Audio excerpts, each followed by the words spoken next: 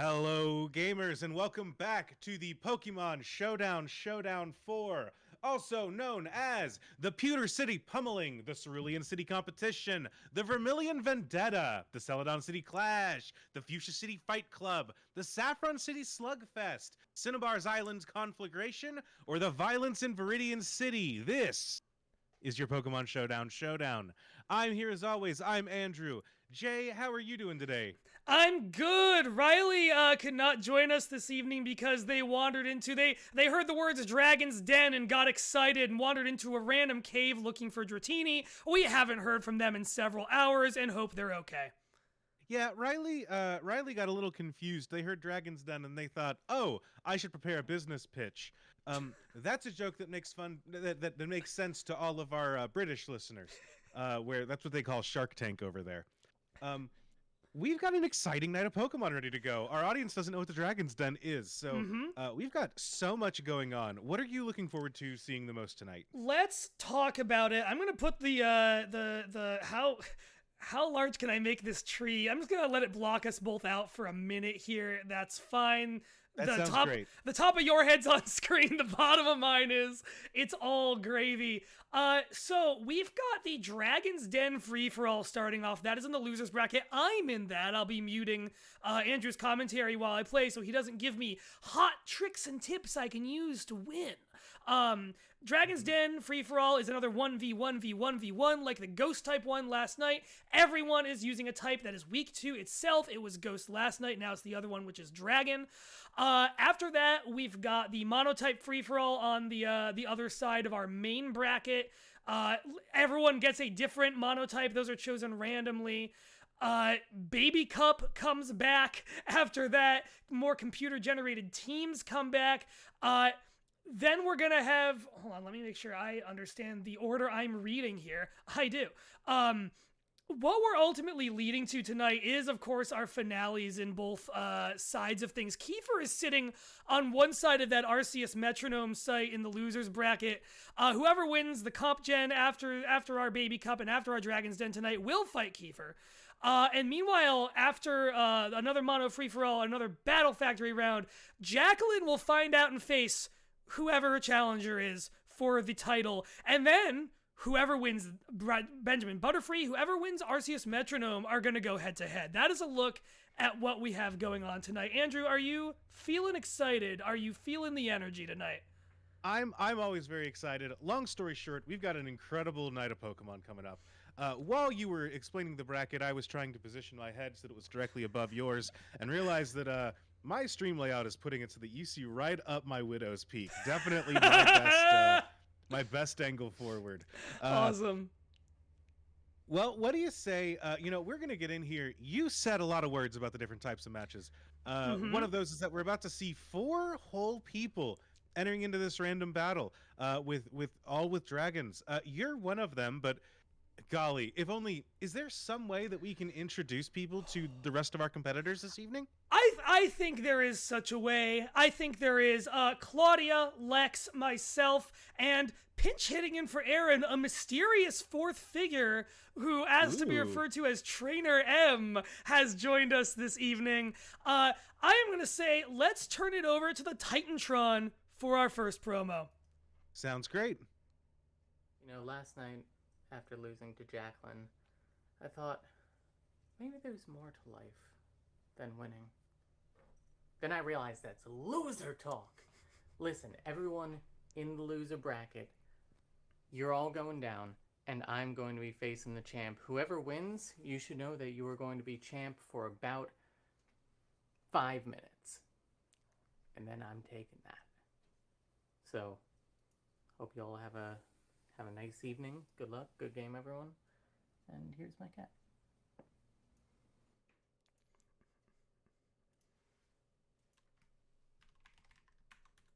Chat saying audio's a little quiet on that one. Well, chat, the biggest thing you need to know, Claudia's here. Saying that it's okay to not win is loser talk, and there's a cat.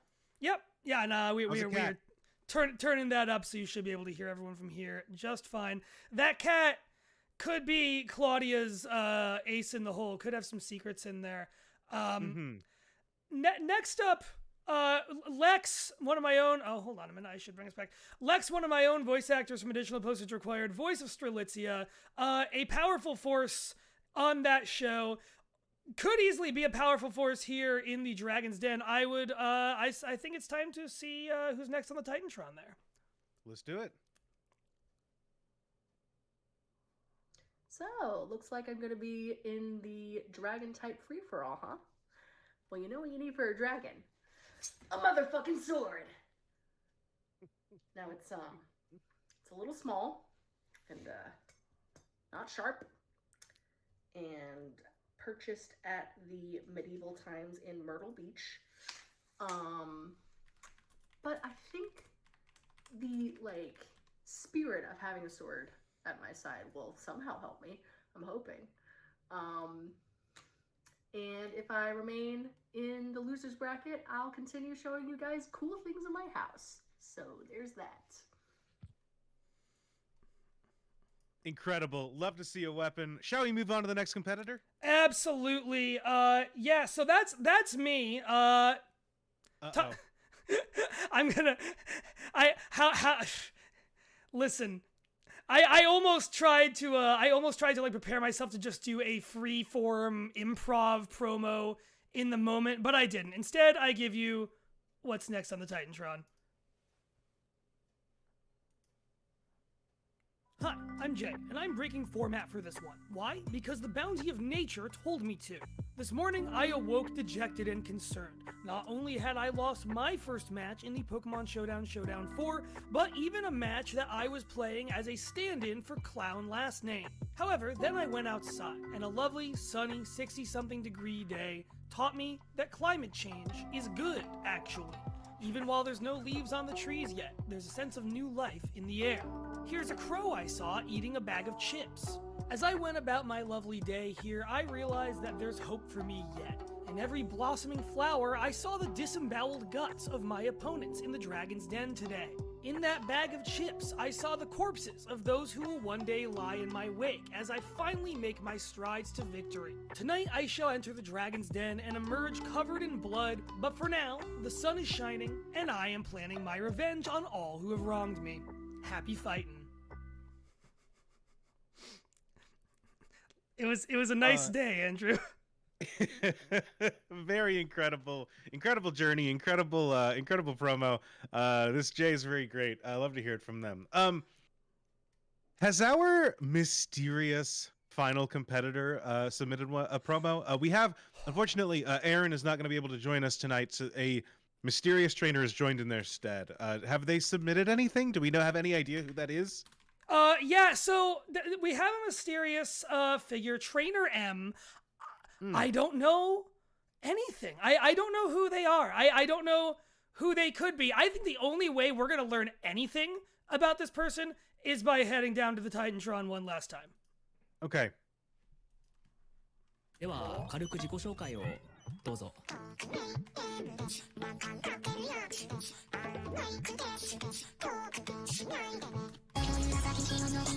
don't feel so good. Why are all my limbs slack? Why can't I move my eyes? Why can't I move my mouth? I can't see the end of the horizon. Hatsune Miku! Ohio! Hatsune Miku! You're gonna have to take a little bit harder than that, motherfucker. Fuck your life. Bing bong.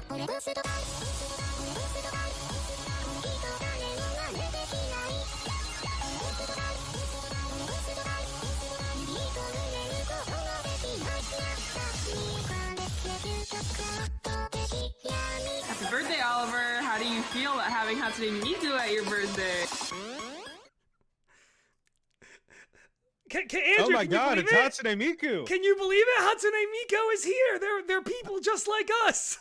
The real Hatsune Miku in the flesh. The real Hatsune Miku is here, Andrew, and I'm very... Andrew, I'm fighting a celebrity! What do I say? What do I do? I don't know what to do! Golly, I think that the only thing that you can really say is ding, ding, ding as you get in the ring, right? I think that it is time to say... Ding, ding, ding. I'm going to transition us over to the big fight screen. Andrew, I'm taking my headphones off so I can get in this fight. Great. See you on the other side. All right. This is going to be an interesting match because we will also be able to see Jay's face as they make their plays. We're starting off into the Dragon's Den where everyone is weak to each other, much like our Ghost match last night.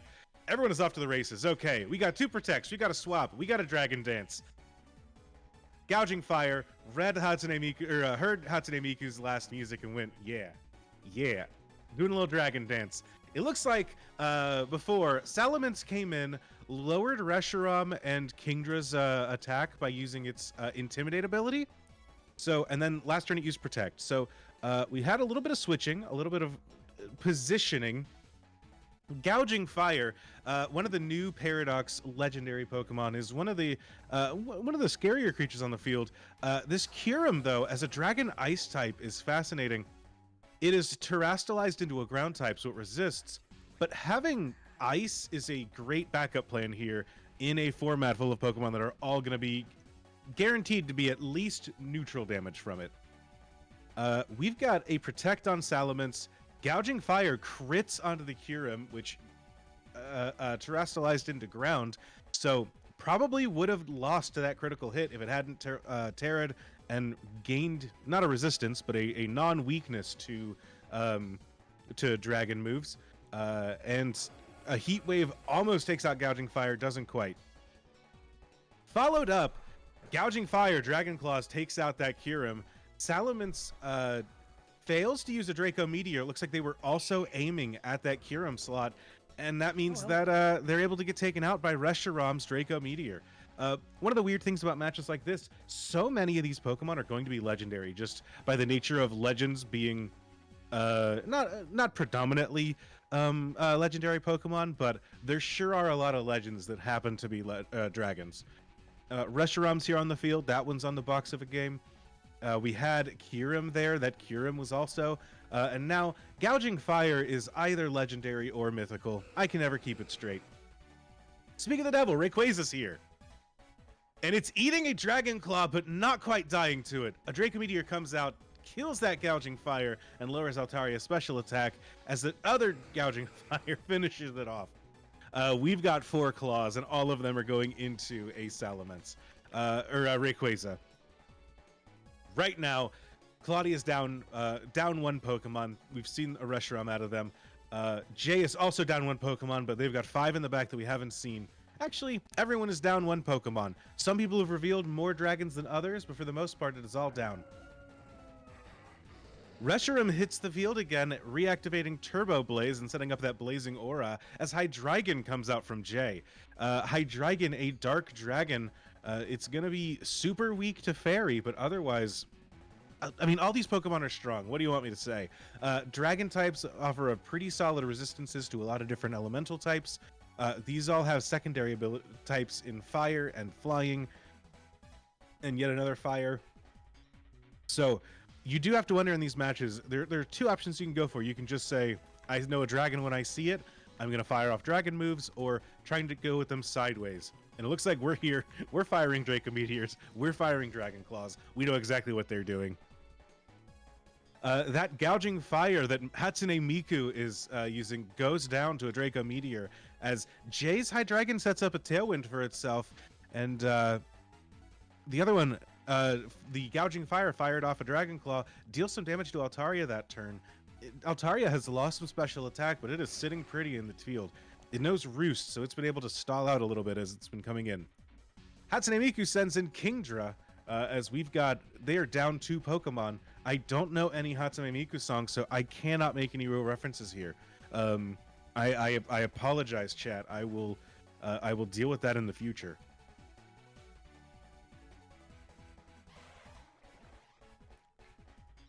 A Hydrapple coming out for Claudia on the switch in. Hydreigon fires off a Dracomeria into a Kingdra that protects, and Altaria says, I'm taking the turn off. I'm using Roost.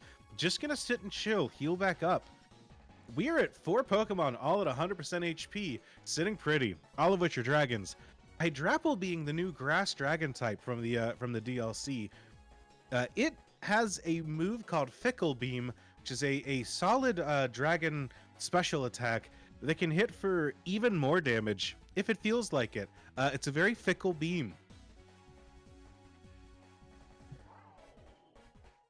Miraidon hits the field for Hatsune Miku and dies immediately to a Draco Meteor after setting up that electric terrain.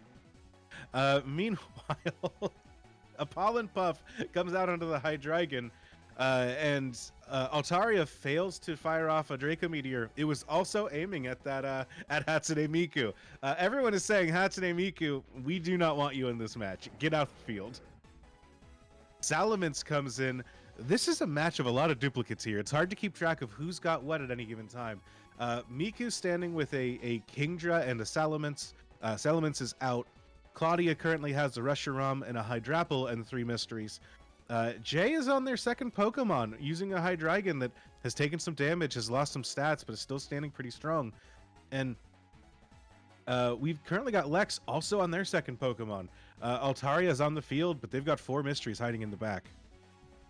It is worth pointing out that this is a spot where the top 2 winners do get to move on to the next bracket. So at this point, you do have to wonder, Hatsune, is she quaking in her pop star boots? Is she worried about falling at this point? Altaria uses Protect. I hear Jay laughing in my ears. Tailwind is gone. Pollen Puff is protected. Everything is protected that turn. A very chill turn as everyone just kind of takes a moment to themselves.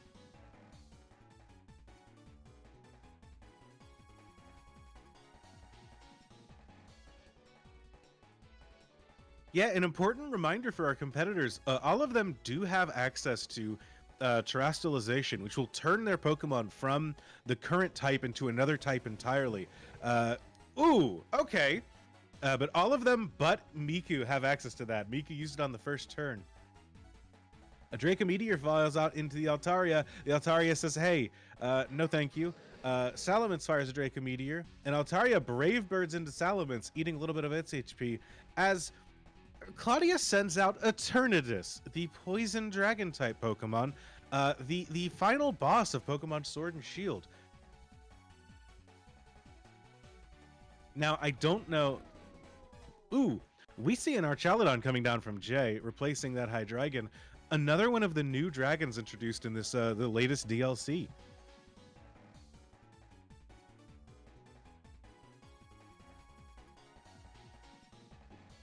Four dragons staring each other down, trying to figure out, do I want to be the one that goes in on this business? This business being our bracket.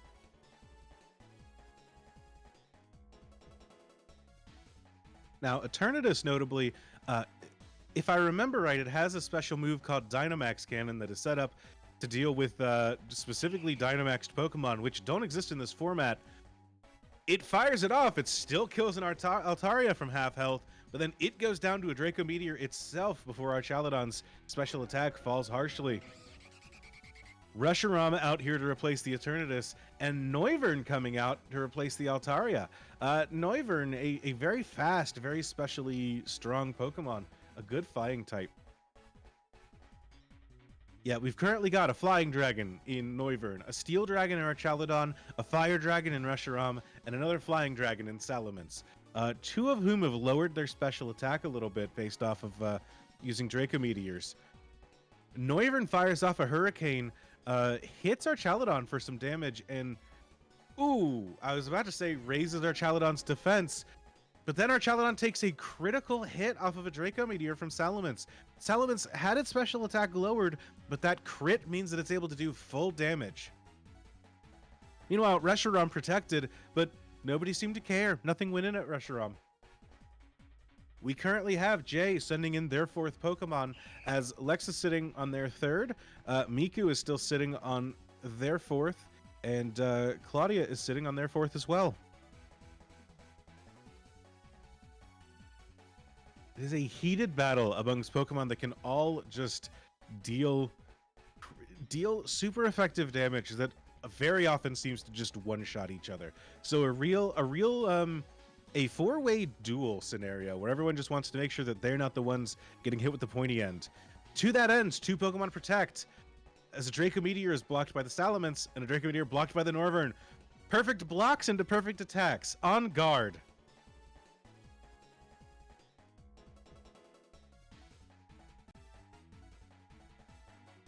You do have to wonder, Noivern and Salamence, because they protected last turn, shields are down for them. Reshiram protects, as I believe Noivern used Tailwind. Salamence fired a Draco Meteor, but Altaria dodged and turned around and said no, and meteored into the Noivern slot. Now, Lex was able to set up Tailwind that turn, which means that whichever dragons they send out are most likely going to be the first ones to move in the following turns. These dragons all relatively quick. Some are built for speed, but when they're all against each other, it kind of feels like, well, your dragon's built to be fast. All dragons are built to be pretty fast. Who could have the speed advantage here? The answer is the person with Tailwind, frankly. We got Kyurem on the field. This is a Kyurem that isn't fused with anything, so it is currently an Ice Dragon type.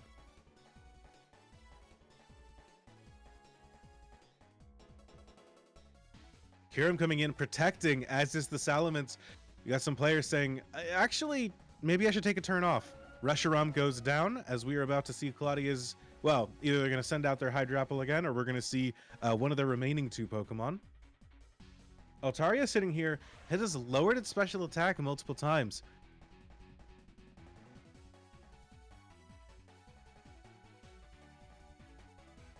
The Kyurem as a Dragon Ice type.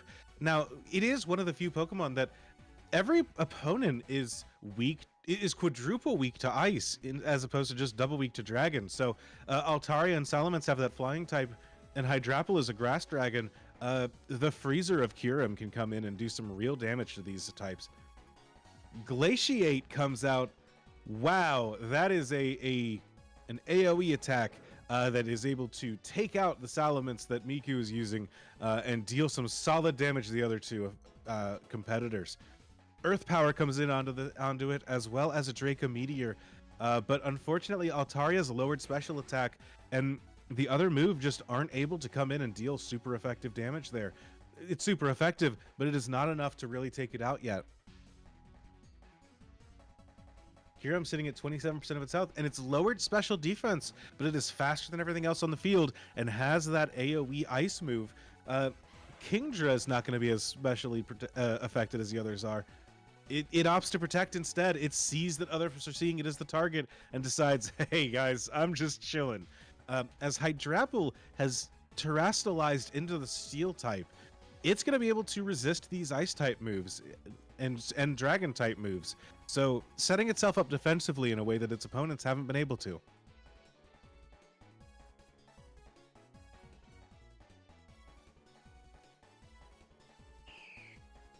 Miku down to 2 Pokemon.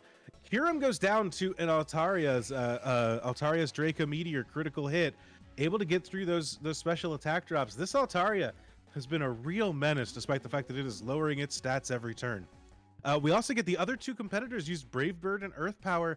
Both of them fail. Everyone said this Ice Dragon's gotta go.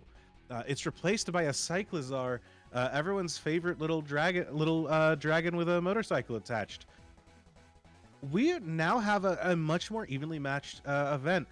Lex and Miku down to their last 2 Pokemon, as Jay and Claudia are on their final 3 as well. A breaking swipe from Cyclizar comes in, deals some damage to everyone. It is special, it's super effective, but it doesn't deal a lot, as everyone is having their attack lowered. Meanwhile, everyone's firing off at each other. Brave Bird goes into Hydrapple. Draco Meteor goes into, that was at the Cyclizar. Hydrapple used Earth Power on the Kingdra. Everyone is getting hurt this turn. Nobody's making it out of this turn undamaged. But Altaria and Hydrapple sitting here with Steel types, it means you gotta attack them in a different way than you normally would have to.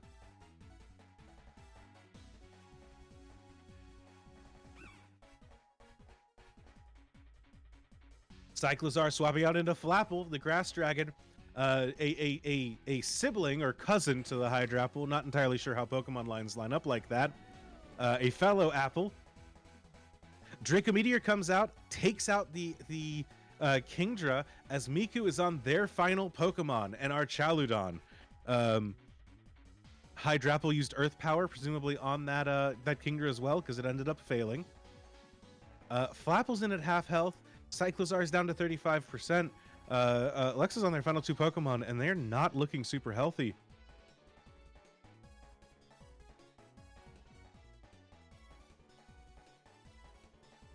got a protect off the Hydrapple as that Archaludon eats an Earth Power and goes down.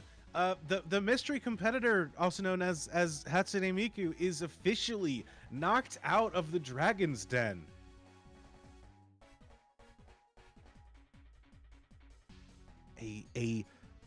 Who boy? Yeah, Hatsune Miku found dead in Miami. Yeah, hell of a way to find out that Hatsune Miku's real. Meanwhile, Hydrapple swapping out into Walking Wake, boosting its special attack by using its booster energy item. Altaria sitting here, and it's going to use Roost as Flapple used Dragon Dance. Decided that everyone kind of taking the turn off to do their own thing. Flapple charging itself up, Walking Wake swapping in, and Altaria roosting to heal itself. This Altaria lowered 3 different stats of itself, one of which to very pitiful regards. Ooh, a Terra Blast off of the Terra Fire Flapple comes in and takes out the Altaria that I was about to say is being a real menace in this fight. Meanwhile, Walking Wake used Protect, but didn't end up mattering. Meanwhile, it is down to Jay and Lex on their final 2. Claudia on their last 3 with a Walking Wake sitting on the field. Walking Wake, one of the newer legendary Paradox Pokemon, and very strong, especially with that boost off of the Photosynthesis. A solid water dragon.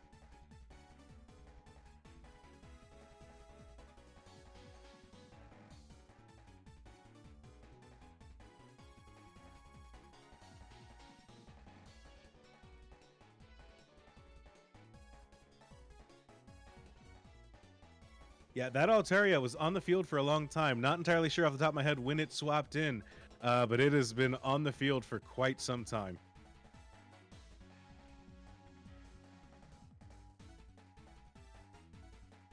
A Protect, a Breaking Swipe, a Draco Meteor, a miss off of a Terra Blast. I was not aware that Terra Blast could miss. Walking Wake ended up using Protect. Cyclizar uses Shed Tail. It cuts its own HP in half, eats back a berry, and then swaps into Hydrapple, who's now hidden behind a substituting shield. Powerful move. Now this Hydrapple's on the field, normally in a tough spot against a fire type, but here it says, hey, you got to break this little doll before you can break me. A second Hydrapple has come into play. We are now currently sitting, it is 3 apples in play. Doctors truly fear us. They stay the hell away as we've got apples on apples on apples. Another miss off of a Terra Blast, but an Earth Power comes in from the hiding Hydrapple in order to take out Claudia's Hydrapple, leaving Claudia on their final Pokemon, Walking Wake, who's used up the booster energy, no longer has that boost to their special attack. It is 2v2v1. You have to wonder, are the apples going to team up to try and take out this legendary, or are they going to have to fall to infighting instead? It still feels like it could be anyone's game. Also, I made a mistake. Walking Wake is the last revealed Pokemon. Claudia still has a mystery Pokemon in the back. That is a Protect off the Flapple, a Protect off the Walking Wake. It is not a trifecta. We see a Fickle Beam come in and not do anything to Walking Wake.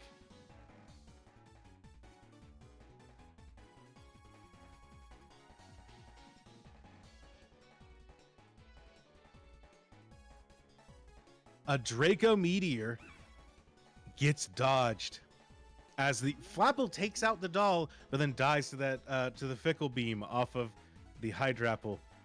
Lex down to the last Cyclizar.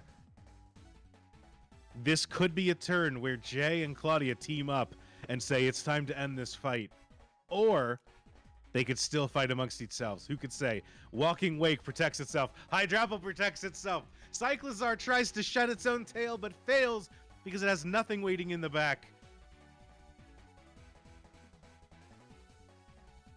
In the chat, there is a little bit of some political maneuvering happening amongst competitors.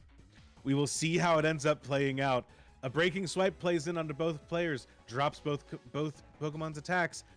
As a Draco Meteor fires off into Cyclizar and takes it out.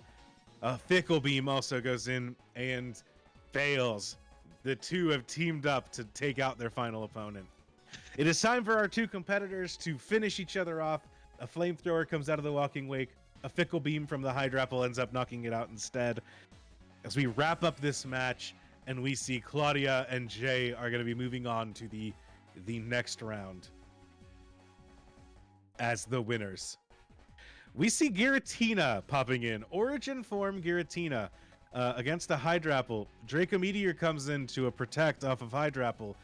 Very scary Pokemon to see yourself up against. At this point, I think Jay is wishing that they had a teammate that they could have called upon at this point. But they go down, and we have to see, can Cyclizar manage this Giratina?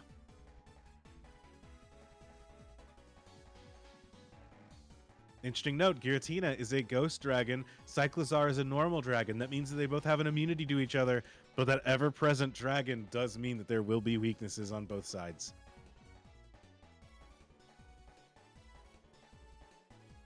Both competitors thinking hard about their play. A Breaking Swipe, super effective, lowers the attack. A Draco Meteor, super effective, deals a good chunk of damage, lowers that special attack. Is it lowered enough that Cyclizar can survive a second Draco Meteor? My guess is no, but you can always pray. Another Breaking Swipe comes in, deals a good chunk of damage, lowers the attack further, and a Draco Meteor hits and takes out the little lizard that couldn't quite. Claudia is the winner of this 1v1v1v1 as Claudia and Jay advance past the Dragon's Den.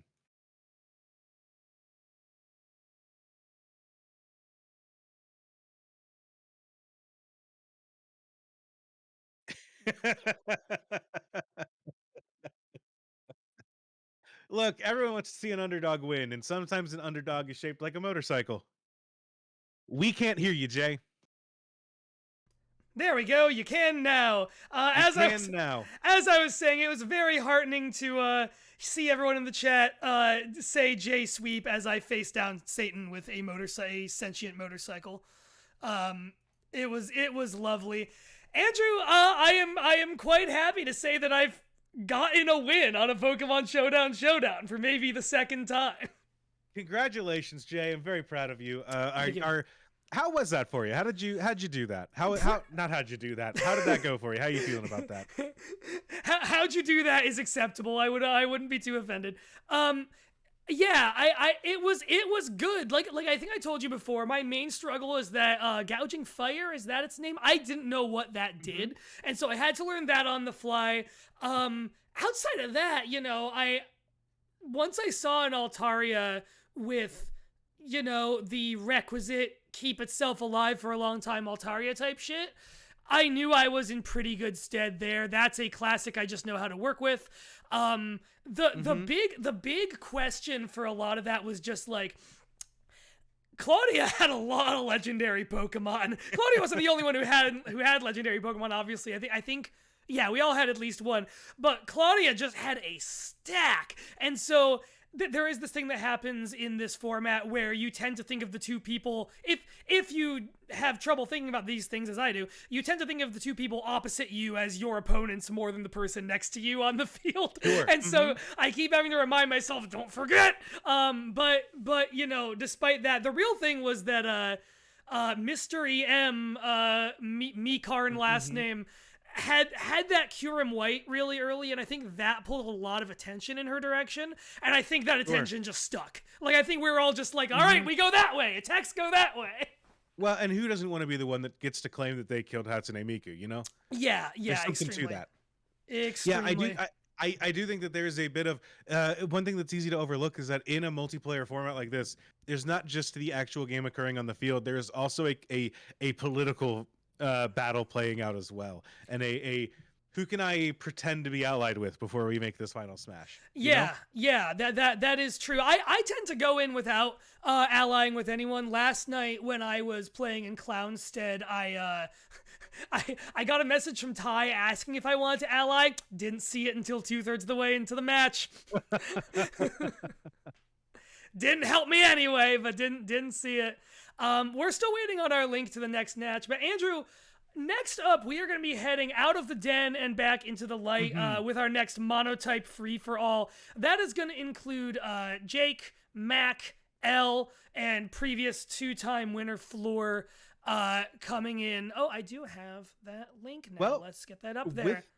With that political thing that we were talking about, do you think, look, obviously, being a two-time champion, good thing. You know, you love to see it. Do you think that plays against you in a free-for-all format where you've got three people itching for a chance at victory? Well, so here's the thing. Yes, and I do think so. We have two newcomers to the tournament in this free-for-all as well, and I don't know if they're going to come in with the same amount of bloodlust towards Floor as someone who has been in these previously might have. They might be caring more about general self-preservation. They might be making their own alliances. Floor might be making alliances with them. We have no idea. Sure. And that's It's easy to also look and say, hey, you're the person that's won this twice in a row. That's a great teammate to have in a free-for-all. Yeah, it really is. Andrew, we have 4 promos to see. We have starting, I believe, with Jake. Are you ready to go over to the Titantron? I'm excited to learn about these new players and to get into it. Let's do it. Round 1 of the Moonshot Podcast Network Pokemon Showdown in the books. Your boy got a W. Didn't even practice. Didn't even know what a Baskia Legion was. Never seen it before. Think it was made up. Round 2, monotype, free-for-all, easy peasy. Not easy peasy. One asterisk, and that is that I did watch Fleur kill Jay with a move named after herself, which is suspicious and also terrifying. And also, this is the second one. After that match, Riley Hopkins, who you might remember set me up to face the Thai Corporation, the BB Corporation, Riley did message me and said, I will give you $15,000 American legal U.S. tender to take Fleur out. And I can't be bought, Riley. To quote the great Uncle Scrooge, I'll be sharper than the Sharpies and tougher than Tubbies, and I'll make my money square. But back to everybody else in the monotype free-for-all, I just want you to know that they don't call me Calamity Jake for nothing. By which I mean, they don't call me Calamity Jake. I would like them to, but they do not. I will see you tonight in the ring.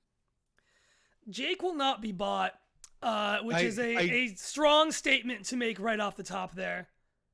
I do want to say I did think that we were going to keep the collusion scandal out of tonight's broadcast. I didn't realize we were going to bring that in. There is a reason Riley's not here tonight.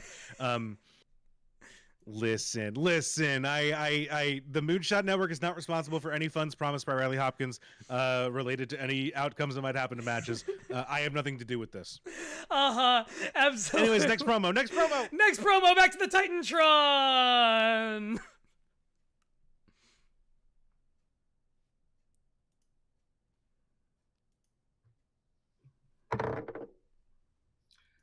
That's an 18 on my intimidation check. You should now consider yourself intimidated. Incredible. What more is there to say? What more is there to say other than earlier I said, and I mean this as the highest compliment, Mac really does have that beard though. Mac just had like Mac brings a certain sageliness to this, is using a sage trainer in Pokemon Showdown, lives up to it, rolls that die, tells you should be intimidated. Andrew, I am feeling a little intimidated. I am. I'm quaking. I think the only way to cure that intimidation is to see what L has to say on the Titantron. Absolutely.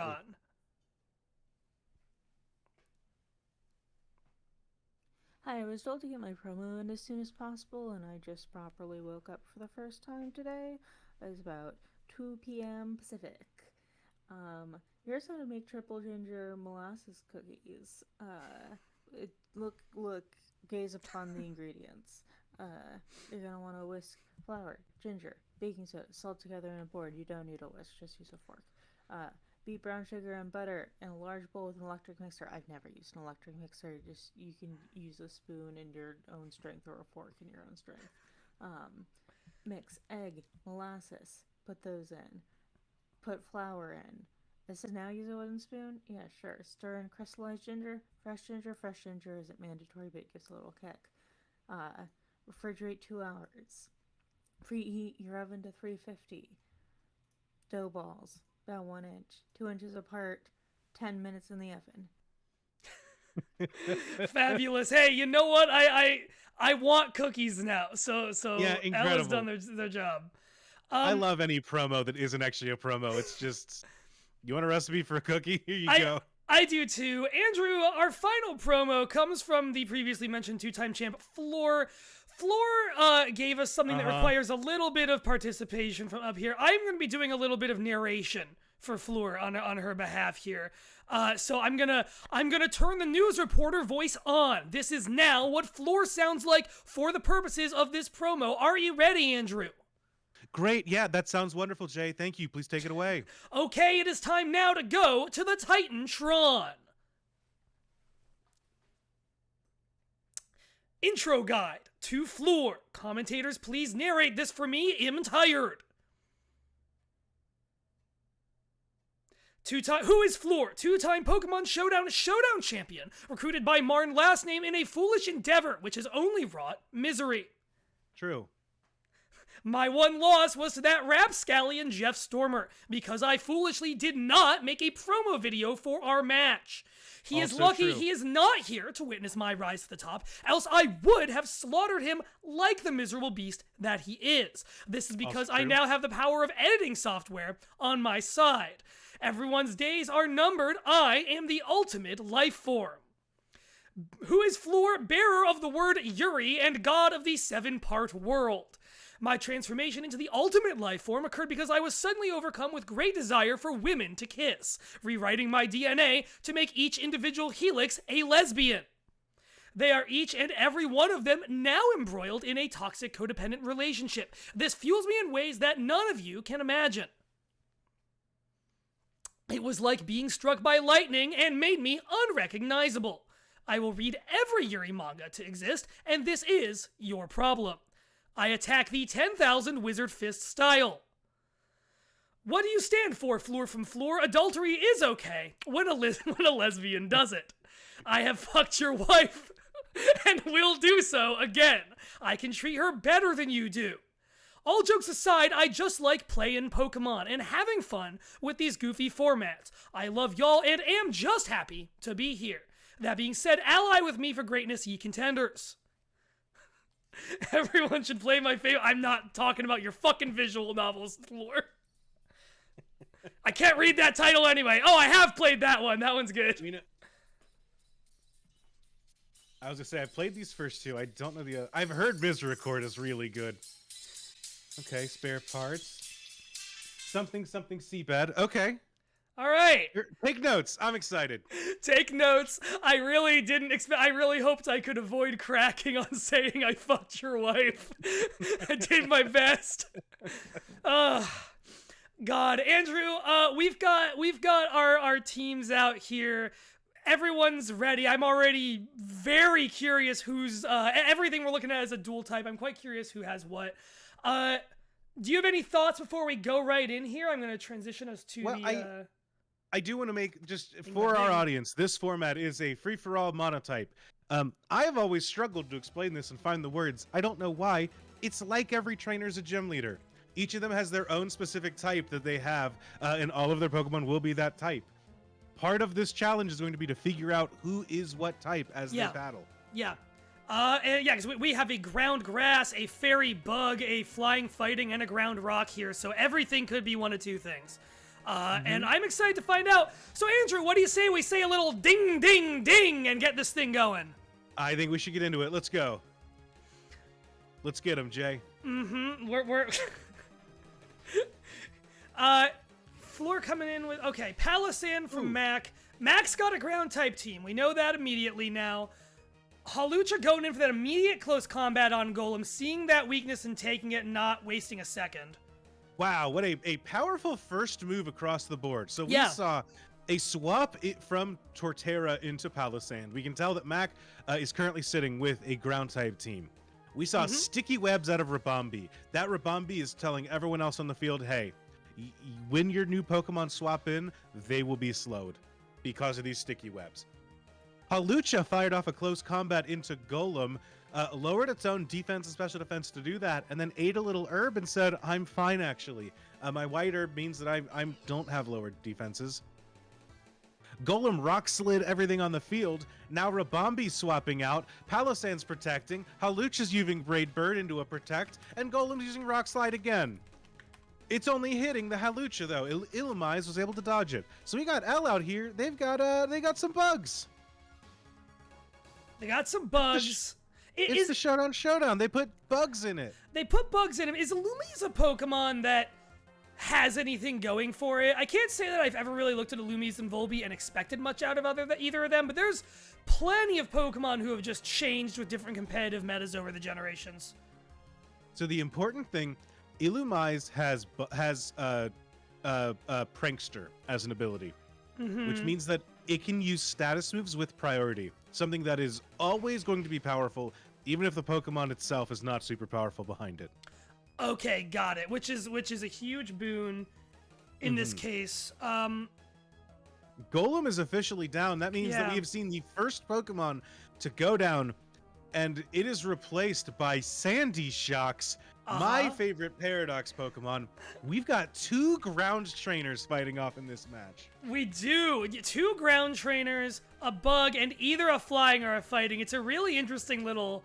Like if Floor has a flying team, that's a lot of avoiding what 2 of these folks can do, and a lot of target on L immediately in that case. Palisand up with the Protect. Close combat hits Sandy Shocks. I look at Sandy Shocks and my instinct is to think it's still Steel type, even though I know better. I wonder if that's what Floor did there. Sandy Shocks taking hits, but still up. I do have to wonder. Floor fired off one of their strongest moves into it and then immediately died to an electric move. You do have to wonder if Floor's sitting there with a team full of flying type Pokemon and saying, uh-oh, that Sandy Shocks can deal some damage to my team. That could very well be the case. Camerupt comes out, and that's another target on L now more than Floor. With that one. Yeah, meanwhile, Palisade used Protect that turn. Hawlucha. Illumise also said, you know what, I'm going to target down this little magnet guy too. Used Bug Buzz there. And Floor's Hawlucha's replaced with a Swanna. It looks like we are, in fact, dealing with a flying team. A flying team. Floor does have something. I don't know a lot of what the water Swanna's flying water, right? Yeah. I don't know a lot about what the water half of Swanna's move pool brings to the table. Looking at it, I wouldn't expect it to have a lot of, like, you know, I don't expect Hydro Pump coming out of this thing. But I bet you it has something for Palisand, although Palisand's ability could counter that depending on if we know what it is. Because if it's water compaction, it's going to eat up any water move Swanna throws at it. Camerupt obviously will take a 4 times hit off any water move Swanna might have. Yeah, Jay, I got bad news. You spoke too soon. It fired off a Hydro Pump that turn. It just missed. Just missed. Illumise swapped into Slitherwing, a bug fighting type. And Palisand said, hey, I'm going to shore up and heal myself. Meanwhile, Camerupt threw out Stealth Rock, something that is another hazard on the field in this multiplayer game. And I didn't realize it was going to affect everyone as it came out. So, which probably a good thing, but fascinating.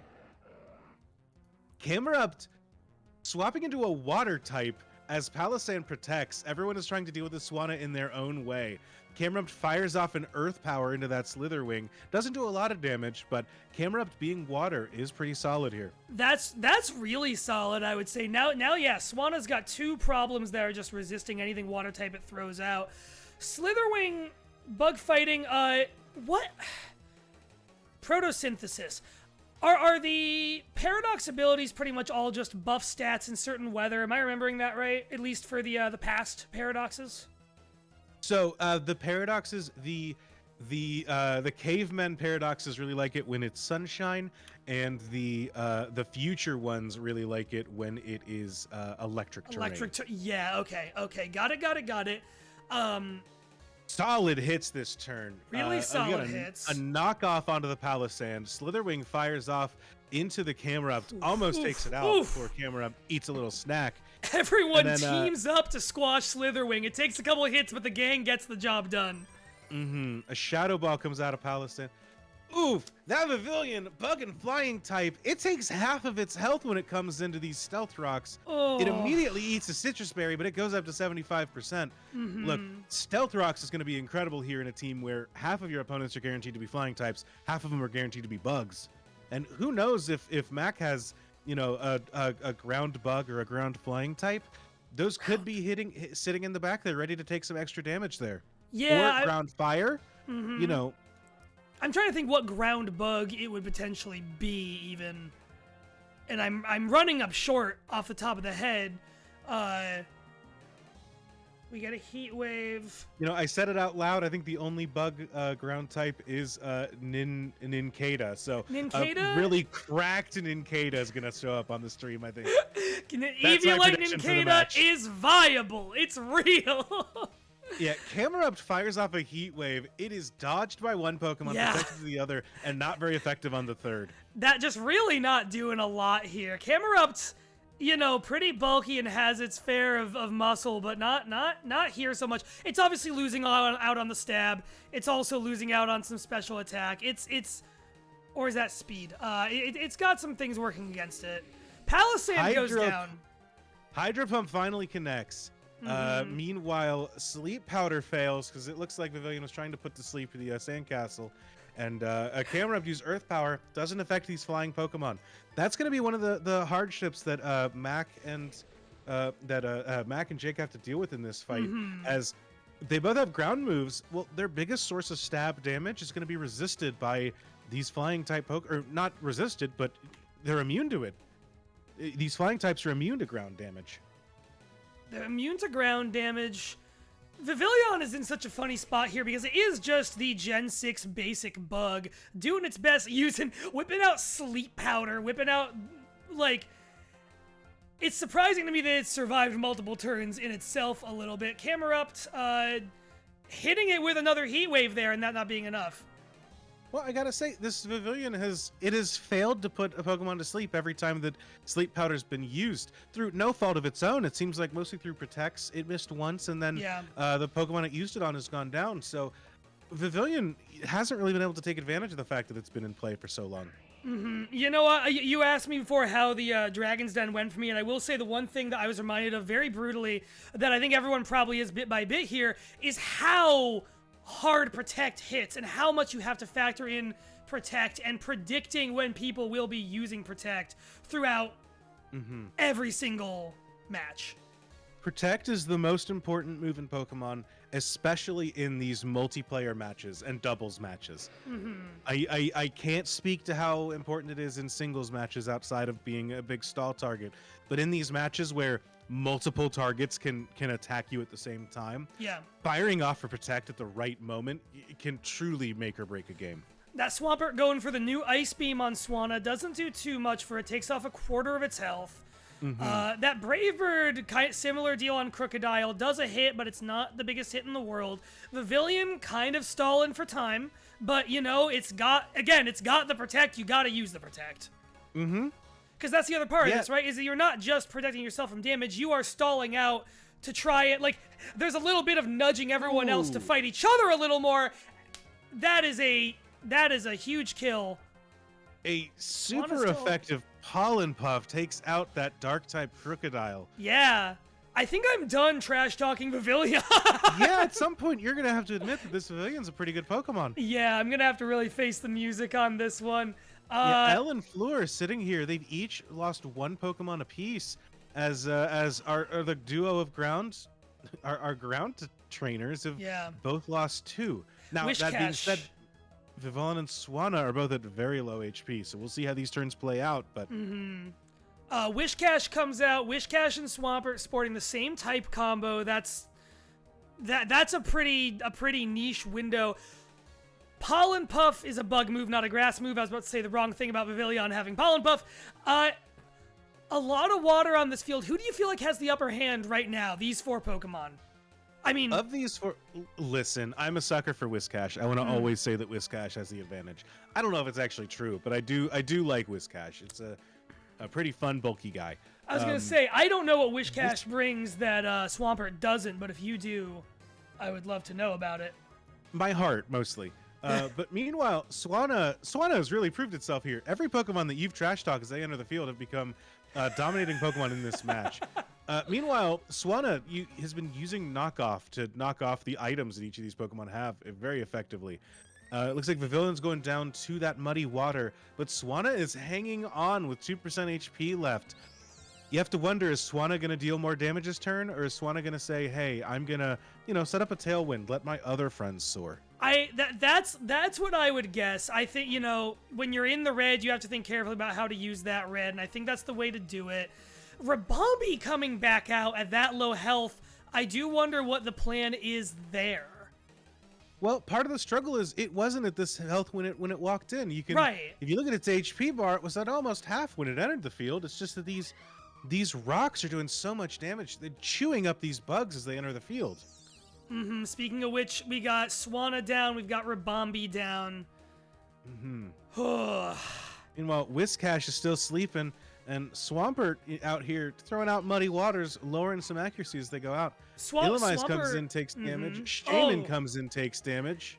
Shaman coming in. Floor looking around. Water ground to her left. Water ground to her right. Not for long. Yeah, what if I had a little grassy lad? What if I had a little grassy lad? Shaman, I always forget, has this form, and this form is grass flying, but it's a great pinch hitter to bring in here. Shaman middle school form. Exactly. So Mac is down 2, Floor is down 2, L is down 3, Jake is also down 2. It feels like this could be anyone's game. L is in the worst position in terms of there are really strong bugs, and that Pavilion did a lot of really good work, but like the heavy hitters of the bug type could show up a little more in that team, and maybe in the back 2 Pokemon they will. I do like the amount of ice moves that just came out this turn. Yeah. Everyone trying to say, hey, Shaman, get out of here. You're quadruple weak to ice. And Floor knew it. Floor knew it coming in.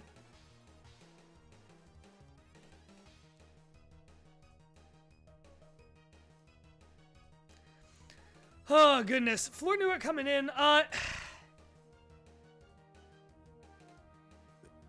trying to think. Feels like it. Mm-hmm. Okay. That Water Terra is going to be important here for Shaman. Now it's able to fire off grass moves without suffering from being a grass type itself. Yeah. Muddy Water doesn't take anyone out. Gets Illumies down real close, though. Yeah, Bug Buzz was going to go into that Whiscash. I do have to kind of wonder, do you think that Al and Fleur are teaming up here? I don't know that I've seen any of these bugs targeting down these flying types. I think you might be right. Flygon comes out. That's love a Flygon. Love to see it. You love to see Whiscash. I feel the same way about Flygon. Look at this big guy in his stripy equally tail. Powerful Pokemon. They are the same. Breaking Swipe takes Illumies out, gets Swampert into the red. Floor is ready for it. Shaman don't take nothing. Yeah, and one of the nice things here, Flygon being a ground type dragon means that it does have resistances to this ground type moves off of the Shaman.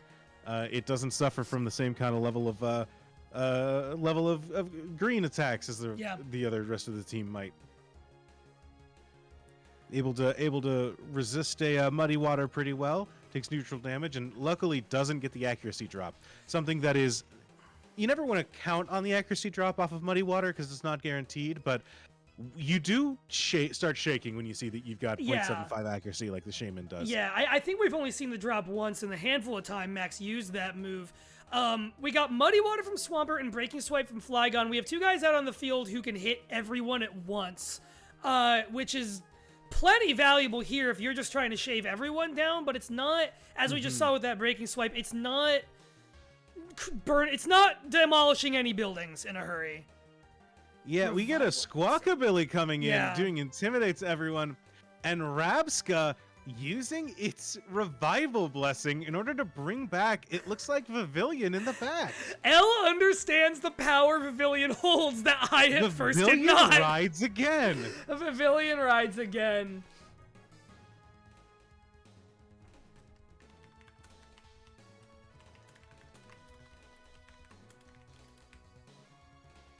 Squawkabilly, another Pokemon that I like. I like any Pokemon that comes in with Intimidate. Meanwhile, keeping Shaman protected in the back. Swampert has not died yet, even though its attack is very low, but it's been using special moves this whole time. And it is using Flip Turn to get out and saying, you know what, I'm still in this for later. Yeah. We're currently sitting, one player, our 2-time champion, has lost 2 Pokemon. 2 players have lost 3. Well, 2 players have lost 3, asterisk. Yeah. L has lost 4, but brought 1 back. Mac really knows what he has with that Swampert then. Obviously, it's at low health, but even so, again, it's got those resistances. It's got a really solid move pool. I kind of feel like even if he can bring it back out for 1 good hit later, that will have been worth it. We get the Dirt Horse. The Dirt Horse. I do Sitting like pretty. this Dirt Horse. Yeah. One of my favorite Pokemon. Every time you hit it, its defense rises. How can you say no to that? What a great thing to swap into here. I think that's some really smart playing by Mac. That's really evaluating, like, the switch in game in Pokemon, as you know as well as I do, is, you know, whether you're doing it with a move or you're making the gamble of swapping Pokemon in a turn, gambling around what targets you have. Now he's got something where it does matter how many people target him, but he's gonna benefit from it in a way every single time. I don't know if Mudsdale has rest in its move pool or anything like that, but if it does, even more so. Yeah, I know that Mudsdale, and especially with some of these newer moves that come out, you know, I don't know how you build a Mudsdale, but maybe it's got Body Press, something that deals damage based off of defense instead of attack. Something that comes in and says, hey, I love the fact that you keep hitting me. I'm raising my defense, and it's only doing good things for me. We get a Struggle Bug coming out of Rabsca, dealing damage to everyone. It is lowering Flygon and Mudsdale's special attack and killing Squawkabilly. Squawkabilly, oh my. Squawk, squawk, squawk, squawk. Uses Double Edge. Hurt itself a good chunk of the way there, too, as Flygon is set up with Tailwind as well. So Jake's Pokemon are all going to be coming in really fast as it goes. Very fast, yeah. Masquerain is another one where I just genuinely don't know exactly what it brings to the table. I love Masquerain. I love looking at it. It's got a fake face, Andrew. Those big fins look like eyes. They look like big angry eyes. Well, unfortunately, I will say the things it brings to the table. It's got Intimidate, always good. You see all these Pokemon sitting out here with lowered attacks. The downside is that it comes into the field as a bug and flying type. Yeah. And eats those Stealth Rocks very poorly. You're right. I forgot what type Floor had for a second. I always think Masquerain is still part water type, probably because it has rain in the name. Flygon takes a Psychic and goes down. Mudsdale does have rest. Mac is really sitting in a good place right now with that horse. Yeah, this horse hasn't done a lot, but it's just chilling. And I will say, this Mudsdale does have Body Press. Flygon that last turn, unfortunately, used a Breaking Swipe, missed 2 different Pokemon, and then dealt a tiny chunk damage to that Rabsca. Yeah. As Masquerain missed a Hydro Pump on the Mudsdale, who ate a Chesterberry and woke itself back up. It's something I learned in the Dragon's Den as well. I will say, Breaking Swipe is one of the most shockingly inefficient dragon moves I've had to use in this format, at least. You don't use it to deal damage. You use it to lower their attack. Yeah. It is Intimidate that deals a little bit of damage. Sandy Shocks. Slightly stronger growl. Absolutely. Sandy Shocks, Jake's final Pokemon is out. It doesn't have a lot going for it. I wonder if it has anything it can do to at least make one last hit matter, hit hard.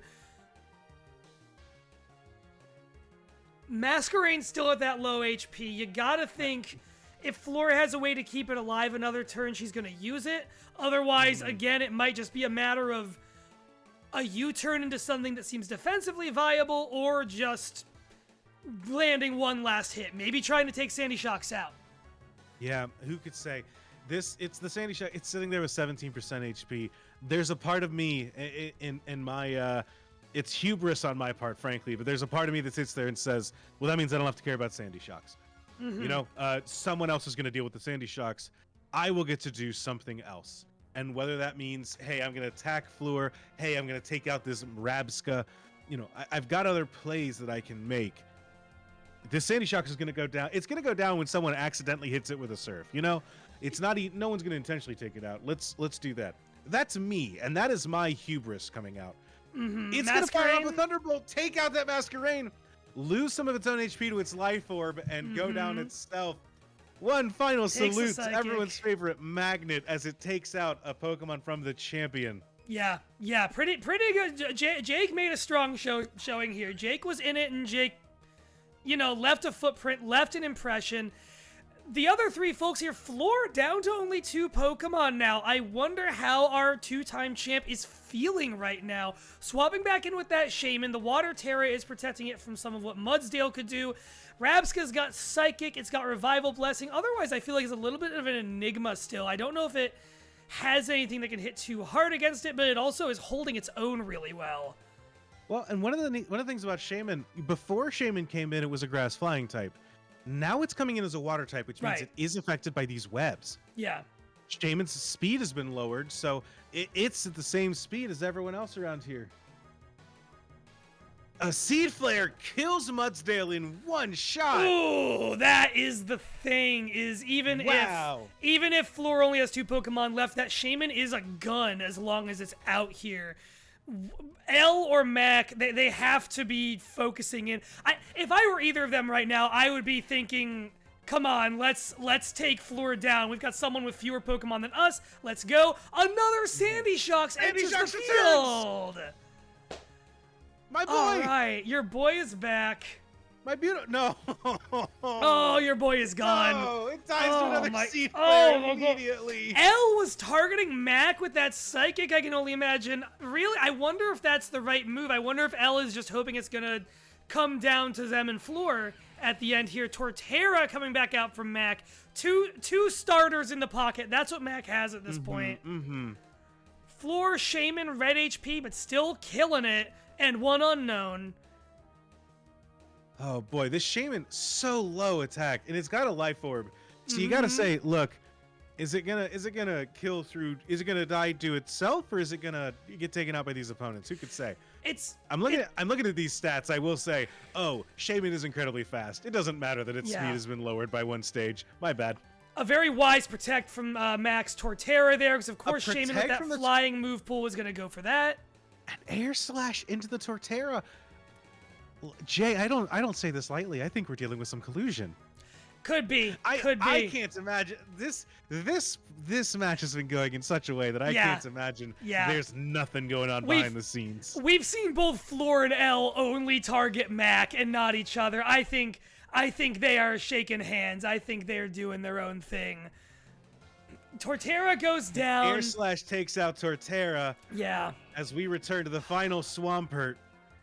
This collusion, this is rough. Swampert takes that damage. It's so low. It's 2% HP. Yeah, openly. L says it in the Pokemon Showdown chat. We are openly colluding. Oh, colluding. Well, there it goes. Floor asked if anyone would be your friend, and I said I would. Confirmed. Well, collusion. And there we go. Earth Power Swampert takes that goes Swampert down out. to Earth Power. Shaman also goes there. It's and down to Floor and L. It is 3v1. Yeah, we have our two winners here. Both of them ready to head into what's next. A Scyther eats half of its HP. A Scyther is here. Half of a Scyther showed up to this fight. Yeah. Good goodness. Galvantula with a Thunder takes it out. L is our official winner. L is our winner. L and Floor now will get to face off soon in the Battle Factory. A great if openly colluded match. Mac in the chat. Mac in the chat saying, to be fair, I think only the horse had Stone Edge. Lovely stuff. I believe I'm waiting for my invite to the next one to come around in just a minute here, but that was a real tour de force, because you really got to see like different trains of thought. I felt like I could see everyone's train of thought, especially once we knew the collusion was happening. But even despite that, you had a lot of strong defensive playing from Mac, which is something you do want with a lot of ground type Pokemon. I feel like between stuff like a Palisand and the kind of abilities it can have, between stuff like knowing when to protect, between stuff like understanding how many resistances a given Pokemon has. Well, and I do want to say it is for these players who are newcomers to newcomers to Showdown, and also fairly inexperienced with Pokemon as a whole. Not people that are actively playing Pokemon regularly. To come in and then make solid defensive plays, that's hard. It is much easier to come in and just start throwing thunder punches and thunderbolts. You know, that not to say that there's anything wrong with it, but that's an easy way to play the game. Coming in and making strong strategic defensive plays is hard, and our new players have all come in and done an incredible job of saying, actually, I can throw down here. Absolutely. The next up, we have myself and Jake are coming into a round that I am quite excited. Let me make sure we're good. Yeah. I'm very excited to get into this. The Baby Cup, Andrew. You saw this yesterday. What are your thoughts about the Baby Cup so far? The Baby Cup is great. We at the network love children. We love nourishing babies and taking care of them, so we can put them in the ring. These are teams that have been made by they're teams that have been made by Martin and Fleur, who understand competitive Pokemon playing. And they have designed teams of babies. These are Pokemon that are can be best described as just little guys. They are here to battle and duke it out. They are as competitively viable as they can be with these Pokemon.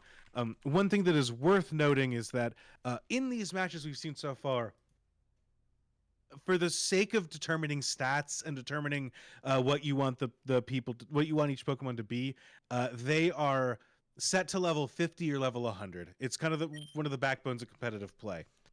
For this specifically, the Pokemon are set to level 5. They're set to level 5. Now, they're level 5 Pokemon that are still using Fire Blast and Flamethrowers, but they're level 5 Pokemon, with all the diapers that entails. They are the most level 5 Pokemon of all time. Bear with me 1 second, folks, as I get us ready to go here.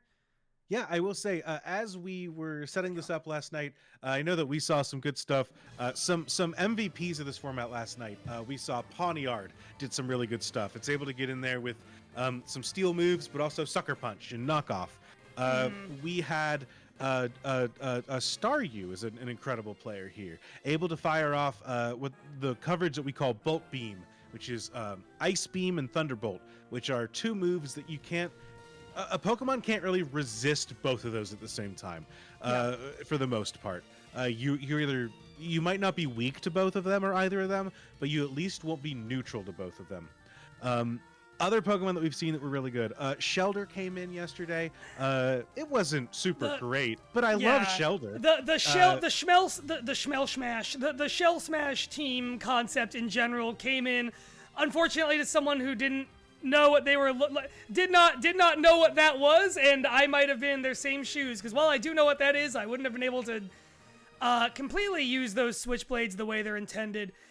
I don't know how to even begin to strategize in this version of the game, if I'm being honest. I'm just ready to raise my babies to be as good babies as they can be in the field of baby battle. Well, you just need at least one to be standing at the end. That's the important thing about these formats. Another big contender, the little seed that could, Ferris Seed. Yeah. A solid defensive setup and pivot Pokemon that has been really great as we've gone in. So we've seen some great options as we've been going through this whole thing. Yeah. I'm excited to see what babies we're working with today. Yeah, we've got the match up on stream right now. We're already hopping into it. Andrew, I think it's time I'm gonna take my headphones off because I'm half of this. Before you put my headphones on, Jay. Oh, hello. Into the pit. Okay, I'm not putting your video in, Riley. But hello, That's the ghost of Riley. You're here. You get in there. All right. You get to fight. Okay, I love these bits. Can someone send me the match? Oh, it's in the chat. I got you right here. 1 second. Bada bing, bada boom, bada ba. Nope, that's Jay's name. That is Jay's name. You just write my full legal name in the chat. Social security number, driver's license. All right, you kids have fun. I'm going to go do some daycare. Oh. Yeah. Ding, ding, ding. Ding, ding, ding. Speaking of the devil, we've got Ferris Seed, Iron type Real is here. We got an Abra, a Mudbray, a Volibee, another, oh, that's the same one, a Ghastly, a Spritzy. And on the other side of the field, we're looking at Diglett, we're looking at Magnemite. We got another Spritzy, a Chinchou called You, a Pawniard, and an Archon. Solid teams. Hit. We got Ice Beam. Jay sets up the spikes immediately. Andrew, I gotta say, I'm really disappointed in Jay's opponent here, Jake Mason, who I offered a clear and fine deal to and turned up his nose at it. Well, there's a reason we didn't let you on the stream earlier. I couldn't be trusted to call fairly, and I get that. I understand why it happens. A Volt Switch resisted against there just to get that little baby out of there. Yeah, Volt Switch comes in, and it's Volt Switch often used. If you can use it on a slow Pokemon to say, like, I would like to swap, but I don't want the Pokemon I'm swapping in to take a hit. Or you can use it here to say, I'm going to do a little damage on my way out. And luckily, Archon happened, is here, and is able to get in before it deals with these Stealth Rocks. And it wouldn't have to deal with the is that a Spikes? Wouldn't have to deal with that because... Ferroseed. Yep, wouldn't have to deal with that because it's there. But it's able to come in and not deal with Stealth Rock, which it would not like to take. But the big hit from the Earthquake there, these two are, this is a true baby war. The babies are swinging with their highest level, their highest ability to try to deal with this big amounts of health each time. A knockoff taking Berry Juice off for happened. I have to wonder, are all of Jake's team's names a sentence? And will we crack that code this stream? Who could say? One thing I will say, Berry Juice, normally an item that isn't super great. Here, in a format where every Pokemon has less than 20 HP, it's a full heal. It's perfect. Normally, you don't get a berry as good as a Berry Juice, but here you are good to go. Another Acrobatics takes out Iron type Reel, does deal some extra damage off of those iron barbs. It was taking iron barbs every time it was doing those acrobatics. That's a hard nut to crack, but crack it, it happened. All right, Now Archon suffers from the ability called Defeatist typically, where when it's at half health or lower, it kind of gives up the fight and loses its will to go on. Essentially, lowers its stats by being at half health. Mind Freak Deluxe. Let's go. Is on the field. Now we learned yesterday, this typically has Magic Guard, an ability that means that you can only hurt it through attacks. Which makes sense. That's the way to dodge the spikes. And right now, there's no hazard set up over for MFD to deal with. Those are all on Jake's side here. A substitute dodging that rock slide immediately. Oh, you don't see substitute that often, I feel like. Well, you do in a lot of singles play. Substitute gets set up and then immediately dies to that rock slide. And Mind Freak Deluxe says, you know what? Screw it. Bam. Psychic. Psychic Blast. Fuck your life. A bad showing so far. You got one down on each side. Pawniard 2 is out here. Yeah, Pawniard comes in, eats some Stealth Rocks, eats some spikes. So far we have you. We have. We do have to wonder if there are any spinners on the side of the field. If anyone has Rapid Spin. Ooh, Sucker Punch. Big hit. Caves in Mind Freak Deluxe's face immediately. Just little skull go splat, and Jake Mason with the little guy taking the swing. A birthday boy. Now I will say Pawniard's name is 2. We had Happened to You is the bottom 3 Pokemon on this team. A Stealth Rock comes out as a superpower comes out of the horse. Oh. It's haymakers left and right here. Jake was able to set up some hazards, but those horses, man, wild horses. Most importantly, we've got a hay taker on the other side of the field. That's a little donkey that could, and you know that thing can put away some hay. You know that thing can eat a hay. Chinchou's coming out. Luckily, a water type, which is good against ground, but unfortunately, it is also a electric type, bad against ground. We'll see how this plays out. It's an interesting decision to make here, and Jake says that like the Mudbray line is one of his favorites, just like you is one of your favorites, I believe, Andrew. And so I would hope he had that, and he was prepared for it with the Scald and the Burn. Wow, the Scald comes out, doesn't quite get the KO. It does leave it burned, but that means that it is able to fire back and kill the Chinchou before going down and succumbing to its injuries. Big move there. Clever play from Jake, knowing that, you know, the only KO that matters is the last one here. And Jake right now has a tie ball game. Yeah, it is 3-3. We are deep into this match. I've cracked the code of what the names of the Pokemon on the team are. Yeah, hit me. The Pokemon team names are, has this ever happened to you?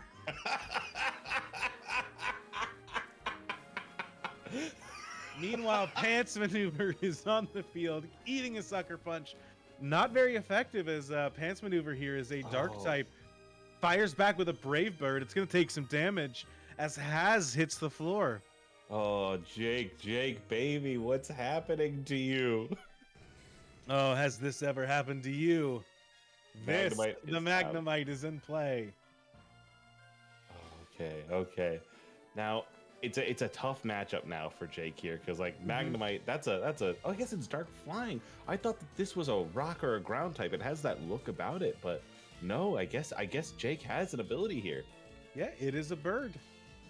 It sits in a little skull, the diaper, but it's a bird. Yep, and Thunderbolt comes in and takes it out. One thing I will say that's very fun, we can hover over these Pokemon and find out roughly what their speed is going to be. In other matches, those speed totals are usually in the hundreds. It's very funny to hover over a Pokemon and see that, oh, its speed stat is between 5 and 11. Thank you.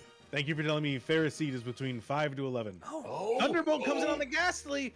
Is Magnemite going to be able to sweep against Hot Pink Bitch?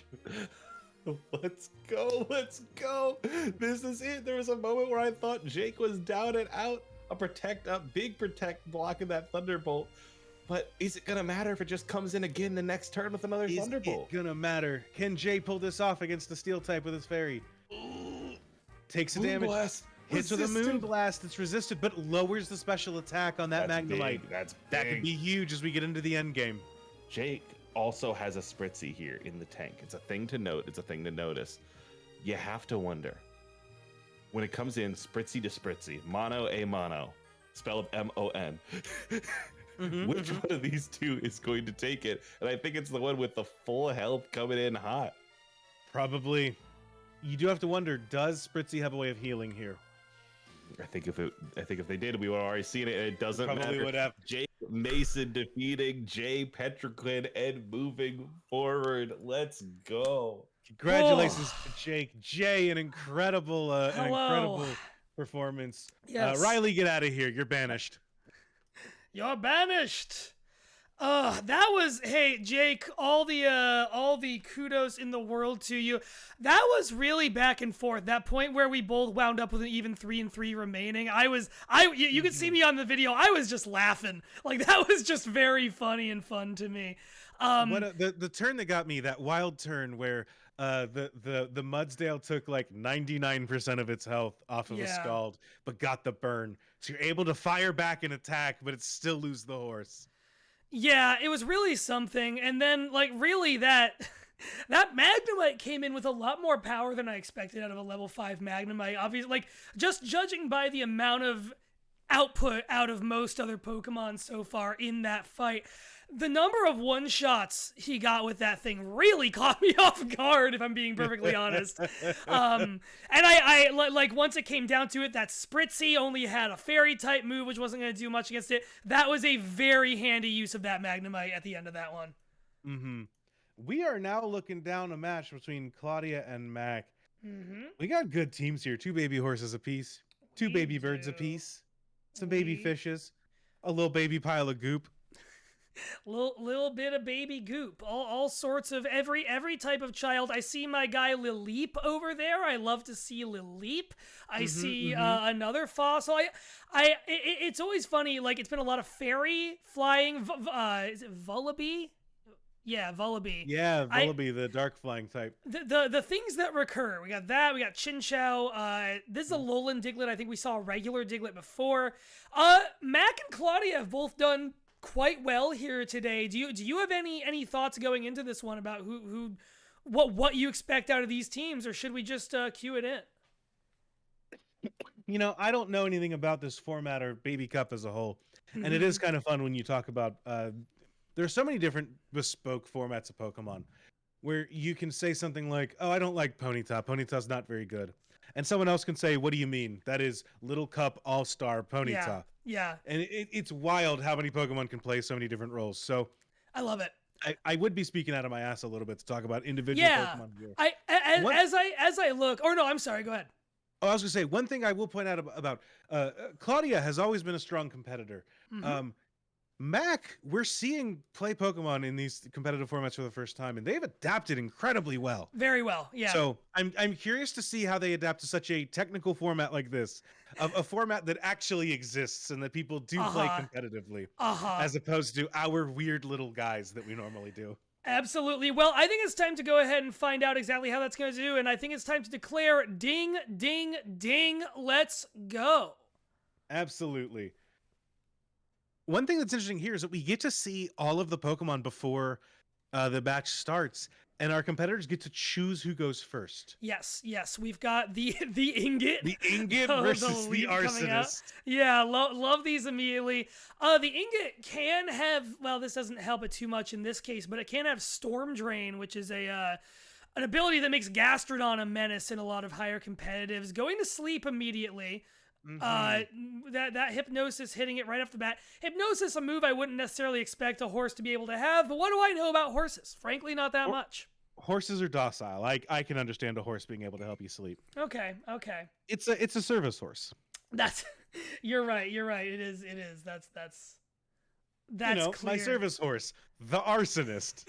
Flame Charge, not hitting very much against Go-Go Gadget, the Chinchou, which has just come out. Scald one-shotting the Arsonist. The Reign of Terror has drawn to a close. The Arsonist is no more. Yeah, one rough thing that a rules effect that is playing against us. We are playing a lot of competitive players in Smogon use what is called a sleep clause. You can only put one Pokemon to sleep at a time. Claudia attempted to use Hypnosis to put a second Pokemon to sleep, and so the game prevented that from happening. Unfortunate turn to happen there. A trap I would have fallen into just as easily, to be honest. Frankly, I would have as well. Could not in any reality be bothered to remember that exists. We've got Kabuto, whose name I believe is in Russian, so I have no idea how you even pronounce it. Epir! That is, of course, my good friend Epir! I don't know at all. Volt Switch coming out from Go-Go Gadget. Volt Switch. Mac rejudging the situation, saying, okay, let me keep throwing some variety on it. Something I'm wondering, Laleep's back out. Something I'm wondering about Mac's team is that Hippopotas, Hippowdon. I always forget which one's the big, which one's the little. Mac posted in the chat, I can't read Cyrillic, but is that a vampire? Oh. The answer is kinda yeah. It is pronounced Droog, and is apparently the name of a cryptid featured. Yeah, so apparently it's a cryptid, so you're probably closer than you think. Yeah, it's a cryptid from a meme. We know who named this team. Listen, in real time, we're adapting to Pokemon. We're translating Cyrillic. We are out here. Mindfu coming in with a high jump kick. Not quite taking out the Ingot, who's firing off a Stealth Rocks. Both teams have hazards working against themselves right now. Yeah, very much so. In the tank on Mac's side, I do wonder about that Hippopotas. I know back in the day, Hippowdon was the main Sandstream setter, Sandstream, the ability that makes a sandstorm happen. I wonder if that little hippo has it, and if Mac brings that out, will that be something that then the Steel type and the Rock type in that team he's got will be able to do a little work with? But for now, Bortz shows up. It's short for Bone Shorts. Takes a knockoff, resists it because it's a Dark type. It loses its Berry Juice, but it does improve its speed based on its weak armor. A weak armor ability. Yeah. Basically, we were talking about Shell Smash earlier. That's a little bit like a micro Shell Smash in a way. Oh, yeah, crazy ass. The Snubbull has Intimidate, able to lower the attack before Bone Shorts is able to fire off. knocks down it by half of its health, but then drinks up that berry juice to heal. Yeah, berry juice just taking him right back up there like nothing even happened.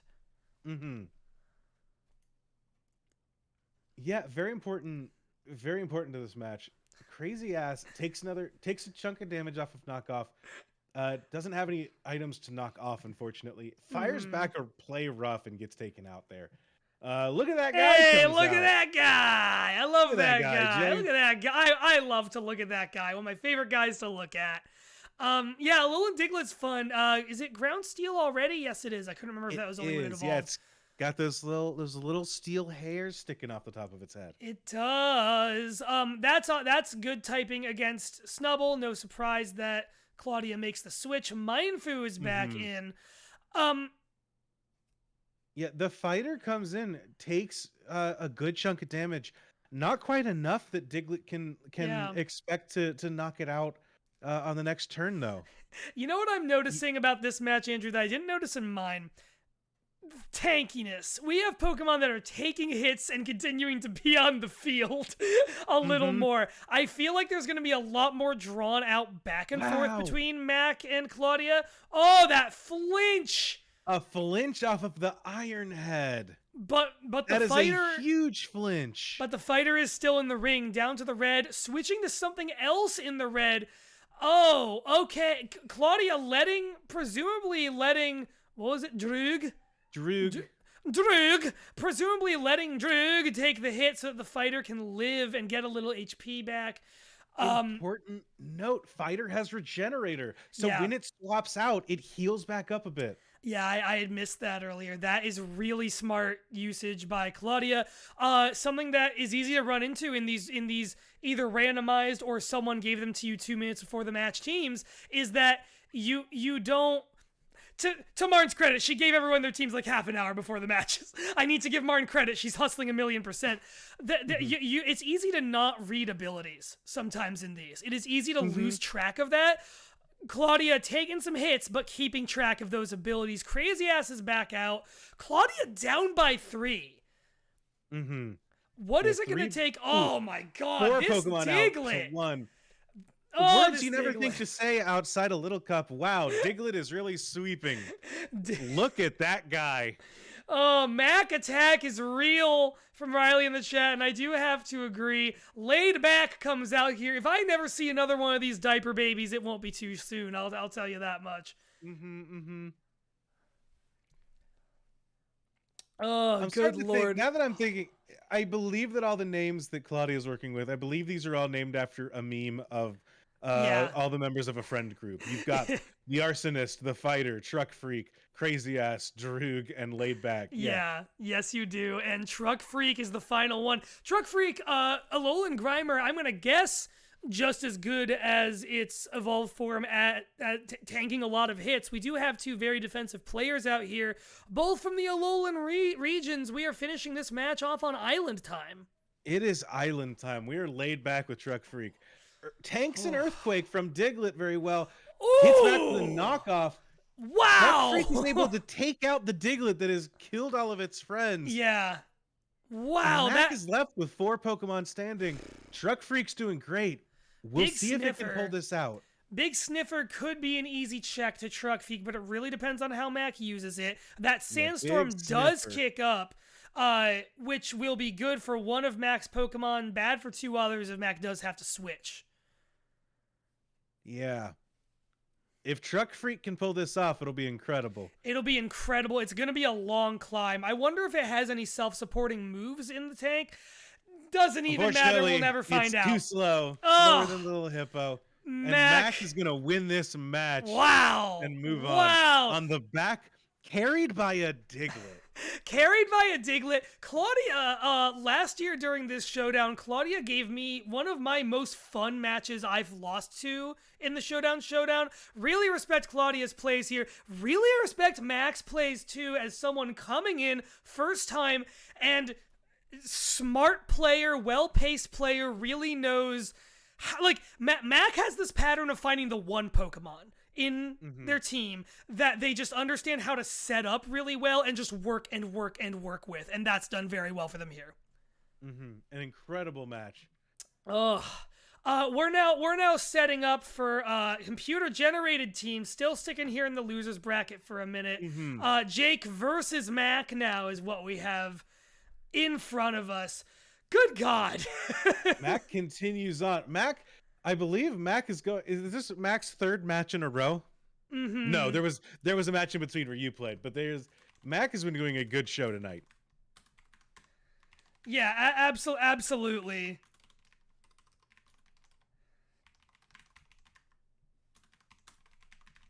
Okay. Sorry, we were having a little chat in the back about something that one of our difficulties as we were setting up. Yeah. These computer generated teams, we didn't really see it in the last one. I hate to say that they may have gotten better at generating teams, but in our last computer generated match, they seemed reasonable. Minus a Pokemon had Ember. Yeah, that's the thing. Like, you say that, they did lead off with, I believe both legendaries, right? It was a Mega Latios or a Mega Latios and something else, maybe a Regieleki. But then after that, you did get Ember on a Volcarona. You had Illumise, you and I have talked about actually being viable, but even still, that is a sharp and sudden change in what, like, caliber of Pokemon we're working with. We'll see. And frankly, I do want to stop. I'm not saying Illumise is viable. I'm just saying it can do something. We can imagine many worlds. So far. Yeah, there are many types of worlds we can imagine. Anyways, we're booting into our next match, and God is here. God is here. It's a pink God. We've got... Oh, man, let me transition into the right screen here. Fairy Arceus, Cerule Edge. Jake versus Mac...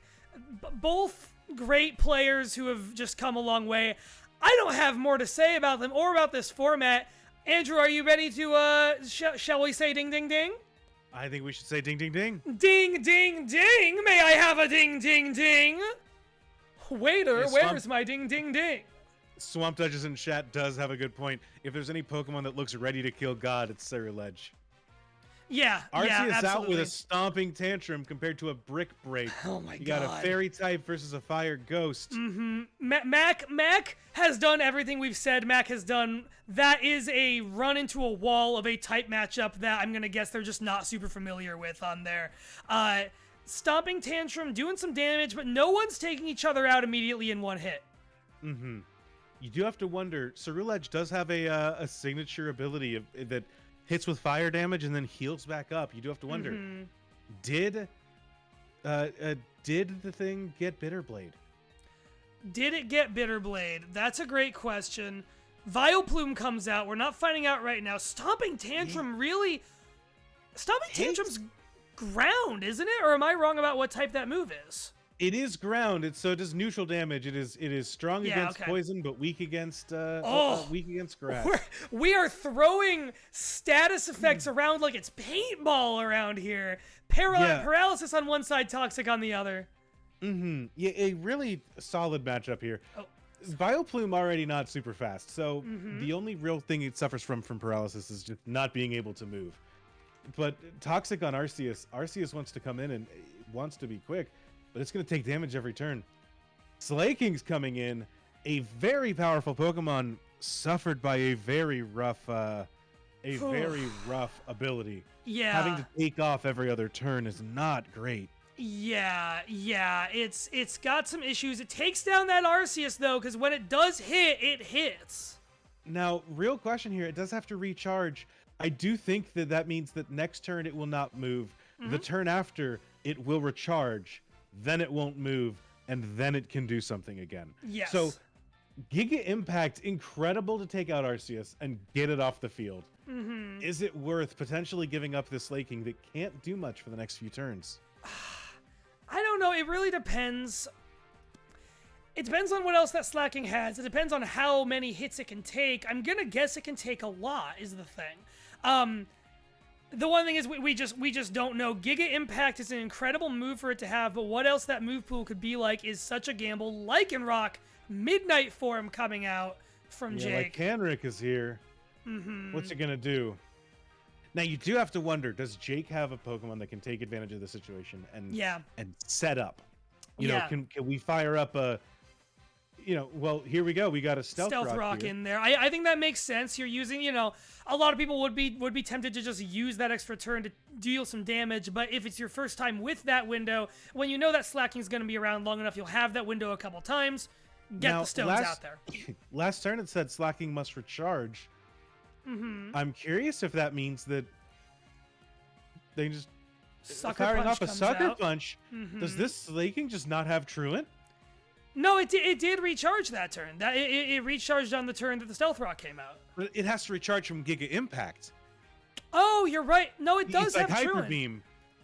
Did the computer say this slacking's great? This ability's terrible. Let's get rid of that. Double edge into the slacking, and now it's loafing around. Now it's loafing around. Okay, so Showdown just doesn't give you a little word bubble for that. Is the confusion, I think. And there we go. Thunderfang, it's down.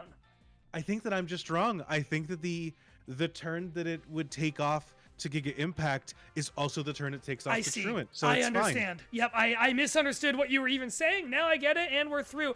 Tentacruel comes out, nearly dies immediately, but does get some of that health back. Poison Jab isn't going to do a lot. I bet if I were Mac in this situation, I would have picked Tentacruel, maybe clicked on it a little too... I'm not saying this is what he did. I might have clicked on it a little too quickly, not checking if it had a water move, and then gone, uh-oh, because the comp gen movesets, don't necessarily follow... don't necessarily follow the most conventional logic.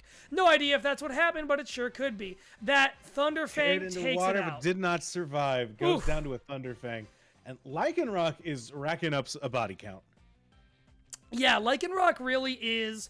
I don't know a lot about how Lycanroc actually was competitively. I know it was big in the anime because Ash had one. It seems like it's got... Like that Thunderfang is going to take out a lot of things that could threaten it. That Vileplume could threaten it if Mac brings that in, but instead Mac brings Ceruledge back in. I wonder what the play is here. I wonder what the strategy is here. Now, Ceruledge is back, and it didn't take any damage off of those stealth rocks, so you do have to think, I bet this thing is wearing those heavy-duty boots. I bet you're right. Got those boots with the fur. Now, Thunderfang into it. Fires off a Brick Break, does not quite get the kill. Eats back some HP off of a Mago Berry. It did about exactly as much as it ate back up. So Ceruledge, unfortunately, not able to get the kill through that Brick Break. I would have expected it to be able to, but Lycanroc is able to stay standing. It's just and fast and hits hard. What a tough Lycanroc. Yeah, Vileplume coming back out. Obviously, that paralysis is going to be calling the switch this in. Lycanroc only knows how to eat. Yeah, it really does. Calling that switch and hitting with that fire move. Vileplume does get that toxic in before going down, so Lycanroc's days are numbered, but how fast? I mean, fast, but... And that Vileplume, it's a slow Pokemon, so you can tell it tried to protect. It tried to protect and stall out that toxic, but it got paralyzed. That paralysis worked out against it and led to it dying immediately. Yeah, Gothitelle out now. Psychic type, I want to say it it's kind of a psychic type with a lot of psychic type moves. It's one of those. Would normally potentially have stuff like Trick Room, I want to say. Double Edge hits it, doesn't do a ton. Psyshock taking Lycanroc out. The Menace is off the field, but what else could Jake have? Who knows? What else could Jake have? And unfortunately, it is now 4-2. So, Gothitelle, strong Pokemon, great Pokemon. Is it going to be able to go 2-for-1 against these Pokemon here? Yeah. It does have some defenses on its side. Milotic, the switch, a smart switch. Dark Pulse not doing very much to that.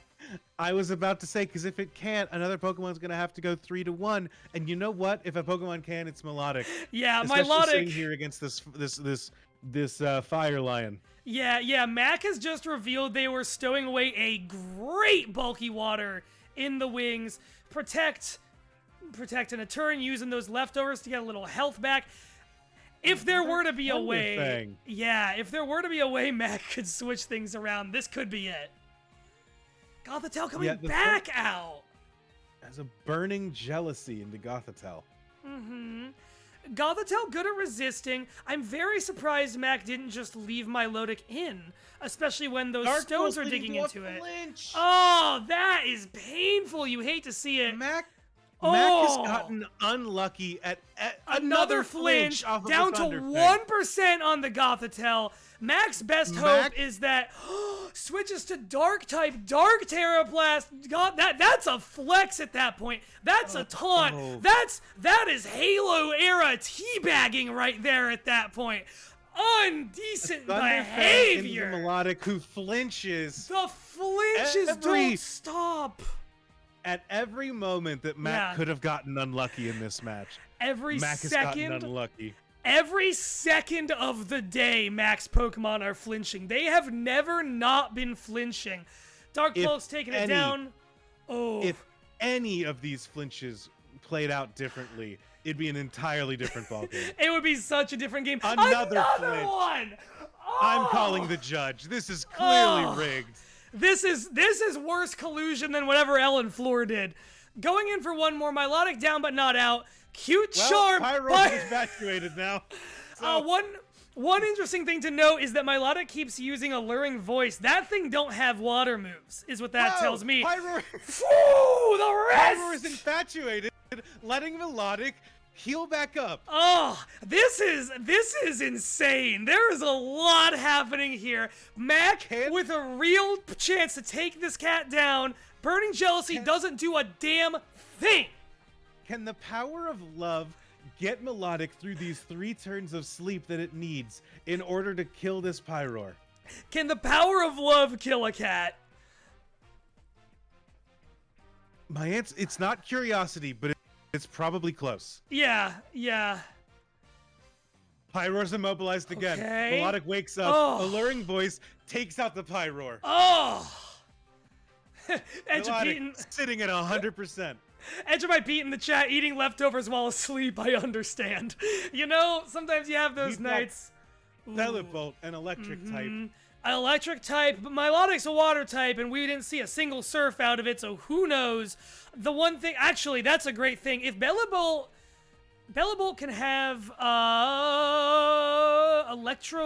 No, okay. I think Bellibolt can have an ability that allows it to. It's not water absorb, but it like charges up its electric moves if it's hit with a water move. Mac is safe from making a mistake if Milotic doesn't have a water move. Woo! Bellibolt is firing out on all cylinders. Yeah. Bellibolt has the ability Electromorphosis, which means that when it gets hit, it affects itself with charge. So its electric moves will do extra damage now. Yeah, okay, there we go. Okay, it is now using charge to do the same thing and raise its special defense. Oh, Mac Protecting very against the smart with the second Zap protect. Cannon. Yep. Alluring Voice again. Alluring Voice. God. Charging it back up. Zap Cannon misses. Yeah. It's a very inaccurate move. It's a And very if it's the only inaccurate electric move that this. And if it's the only electric move this Bellibolt has, there's still a chance that Mac can get through this. Not just the only electric type move, there's a chance it's the only offensive move it has. I don't know anything about Bellibolt's move pool. Mudshot's in it, I guess. Lowering Melodic speed. Not doing too much else, though. Milotic, not a Pokemon. Zap Cannon hits! And immediately kills the Melodic. Oh, Andrew, I had hope for a minute there. Not that both contenders, fabulous work. I really thought there was a chance that Mac could turn this thing back around. And Mac, came so close, but Jake takes the win. God! A real nail biter. Those back-to-back flinches and flinches and flinches, followed up by the infatuation and the Melodic saying, maybe I can get back in this game. This truly one of those matches where they didn't win, but Mac is the victor of this match. You know what I mean? Yeah. I want Mac. I want Mac to come back next year. I want everyone to come back next year. Obviously, but Mac is like. I feel like next year Mac is gonna come through the door having gone through an entire training arc. They're playing the games again. They're watching it competitively. This is the beginning of a long journey for Mac. Is how this feels. Truly the fuel for a redemption arc. Absolutely. Exactly. Next up, I believe we're taking a minute to set up the match, but next up, So, Andrew, here at the apex of the... Actually, yeah, let me call the bracket back up in OBS real quick. This is... Bada bing, bada boom. This is obviously not current right now. Is this the losers finale? Is this the finale of the losers bracket? This is the losers finale. This is the biggest... Welcome to the biggest loser. So, Andrew... Kiefer has been waiting in the wings for a while. Kiefer has come from the other side of this whole tree, making it through the ghost house, making it through Babyland, making it through Comp Gen, and now here in a little round we like to call Arceus Metronome. And Andrew, it does what it says on the tin, this one. Yeah, I know that you bring me in here as the person that knows what's going on. Let me go ahead and explain this one to everyone. Please. Everyone is Arceus. And the only move that they have is Metronome. Great job. That's it. Every Arceus, I believe, can be a different type. Yeah. As we will see when the match starts. None of them can pick moves. It is entirely Metronome based. I played in the finals once using this format, where I made my own horse explode and kill my teammate as well. One clarifier. These are all normal type RCI. It looks they are all normal RCI. Great. Now before we get into it, Kiefer did give us sitting on their Arceus throne, waiting for a challenge. Has given us a promo. So I'm gonna say let's turn it to the Titantron and see what Kiefer has to say for himself. Great.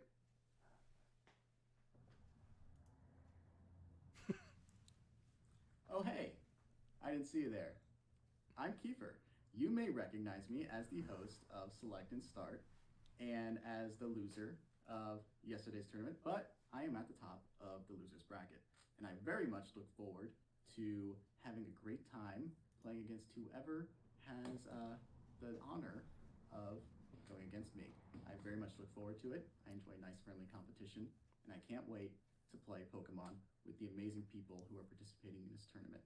Now, if you'll excuse me, I have to get back to some reading here.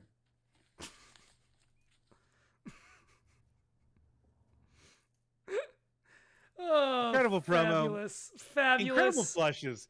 The Teddy Ursa plush is a real choice. Yeah, a real big winner. Teddy Ursa, a Pokemon we've seen on the image that Jake uses for their own promos. Andrew, we've got 12 of the same very powerful magical special horse, goat, whatever you want to call Arceus. They're all lined up. Jake and Kiefer have both come a long way. One of these two players is going to make it out of the losers bracket and climb back up to the top and fight whoever is the winner of our main championship here tonight. Do you have any thoughts, any commentary before we go in, or should we go right into it? Nope, it's time for some horse Blinko. Ding, all ding, right, ding. Ahem, ding, ding, ding. Let's play horse gambling. Well, horse gambling is an entirely different beast. That's actually how I make a majority of my income. No, we heard about how you did horse gambling that one time. Goodness gracious. Oh, okay. So it's going to be Arceus versus Arceus. And it's triple. Oh, I forgot didn't realize it was a triple battle. I didn't either. It'd be doubled. I didn't either. We got Flying Ice and Dark on Kiefer's side. Over in Jake's territory, Ground Fairy Grass. First Metronome, Shadow Ball. Second Metronome, Swords Dance. Woo! Signal Beam! Oh, Martin in the chat asking how they did it triple. This may not have been intended, but it's where we are now. And Andrew, I think we're all the better for it. Furious. This is way better. This Ice is Ball awesome. coming in. We've got a Flying Arceus, Ice Arceus, Dark Arceus, Ground, Fairy, Grass. It's really funny to watch 6 Pokemon go. 3 of them take very small hits and the other 3 do nothing. Rollout is not gonna get that over and over and over hit increase that you would want out of it. Mirror Shot, this is almost too fast to even think about. Well, I think that Rollout is gonna go every turn. Is it? That Pokemon is locked in. It is locked and loaded and ready to continue rolling. Okay, maybe it is. Until it misses. Right. Yeah, it until it misses. Okay. Astonish comes out. The weakest ghost. Poor Poison gas. 2 Arceus is taking a poison. Wow. Ice ball Poison- on the ice Arceus. Ice Ball is basically ice rollout. One of yours has the move Ice Ball. That's, Oh. Okay. Well, only click metronome. Yeah, just click metronome. It's within the spirit of the thing. Now, Telekinesis. Ice Ball is ice rollout, so it's going to continue going. Yeah, yeah. In Luster an incredible, Purge. in an incredible play, one of these Arceuses just used Venus Shock, and it did it against the Arceus that is not currently poisoned. It had a 2 out of 3 chance of hitting the right one, and it did not. And it did not at all. Oh. We got a wake-up slap. We got. Ooh, Arceus down, everybody! Arceus down! Oh. Someone dodged Hypnosis. Ice Ball came out. Ice Ball continuing to rack up some damage. Yeah, Ice Ball, one rollout failed, another succeeds quite effectively. Electric Arceus is out and Water Arceus are out. It's very difficult to track, but the rate at which any of these RCI are going to get a single stab move is hilariously small, and I'm just rooting for it to happen. It is amazing watching and trying to determine the new meta here, because normally Poison Gas, fine. Here, incredible. We poisoned 2 different Pokemon.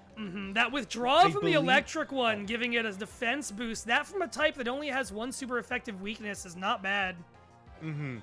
Yeah, we saw a taunt earlier, which I believe means that the Arceus that fell for the taunt, I think it's the one that died actually. But if it hadn't, I do believe that it would have struggled every turn instead. I think you're right. Grudge coming out. Defend Order coming out. We've got some high defenses between the ground type Arceus on Jake's side and the electric one on Kiefer's. We got a Draining Kiss. That's going to be good. It lets you heal your own Arceus back up. Toxic We've got a Thread. Hidden Power. Hidden Power, Lord knows what type that move was. Thunder Wave, Barrage is coming into play. Toxic Thread, lower speed, and poisons. That's got to be one of those fuckers who killed Ogerpon has that move, I'm going to guess. I don't know anything about that move. Feels like it could be that, or I believe it might be the new Petra run. Oh, that could be it as Who well. could say? Yep, no one knows. No one's ever used it. Overheat, powerful move. Mm-hmm. Gust, not so much. Flail is being used. Seed Flare. Seed Flare comes out and crits. I do believe that Seed Flare is the move of the night. That Shaman got to use it earlier, take out a couple moves. Another Arceus down on Jake's side. We've got 2 and 2. Similar HP levels for those who are still out. One is wrapped. That's going to be some gradual damage. Oh, one of them gets to dig. That means they get to dodge whatever's happening here. That's actually, that's a huge benefit. Any 2-turn move like this, that dive, Shadow Force, Searing Shot hits the whole field, inflicts a burn. God, great one for what typing? Oh, the one who's underground is Steel, so that's a great thing for that one to not be facing, or it might be flying. Hold on. No, yeah, that's the Steel one. It's Steel one, yep. Goodness gracious. One Arceus hanging on for dear life and dealing with paralysis while it does it. Okay, so Telekinesis comes out. Sludge Wave comes out. The Steel one's immune to it. We got another horse down. It is now 3-4. Kiefer's on the back hoof. Yep, Kiefer's on the back hoof. Metronome has been disabled. Whoa, no. One of them fired off Disable on the horse in the middle. That one is going to struggle. Drill Run. Drill Run comes out. Metronome. Spit Up fails. Spit Up. There's it that struggles, struggle. Hurts itself and dies. And dies immediately. Oh, that's funny. You love to see it. It's so good. I watched there was a tournament that Pokemon put on that was an entirely metronome-based format. It was in-game. I watched some streamers play it, and the entire format was just Pokemon with pressure or cursed body trying to force the opponents to struggle or to use half of the amount of metronomes that they were allowed to use. It is the most degenerate format of Pokemon I've ever seen play. And what is the loser's bracket for if not degeneracy? Exactly. We've got 2 burns on the RCIs. Yeah. Oh, another one down on Jake's side. Oh, it's looking a little bit like Kiefer's game right this second, but obviously that's a meaningless concept in this mode. And, yeah, things can change at the drop of a hat. We are at the point where one player gets to make 2 moves a turn, the other's making 3. Yeah. That's I think the difference between 2 to 3 is the biggest shifting point in this meaningless format. Oh. It is hard to talk about this as a meta game, Yeah. but I do think that is the biggest shift. Oh, this final Arceus, a dark type 1 on Jake's side, the last to fall. Oh, and that's that, baby. That's what the Greek pantheon was like every day. Absolutely. That was Jake, well played, incredibly well played. But Very that well is played. just how Horse Plinko falls. That extremely incredible true. match. Kiefer, the winner of our losers bracket. Yeah. When we are about to do a couple matches to round out the finale to our winners bracket, Yes. Kiefer will have a shot to play against that winner. Yes. Absolutely. And try to claim the throne. So we are keeping Kiefer around for a little bit longer, but the good news is this time you get to win if you do. Yep, absolutely. I'm gonna. I believe they're setting up the next round here. I'm gonna pull in the bracket again just to show us another look at it. There it is now. I have an updated version of it here. We are moving into a Battle Factory match. Yeah. We had one of these yesterday.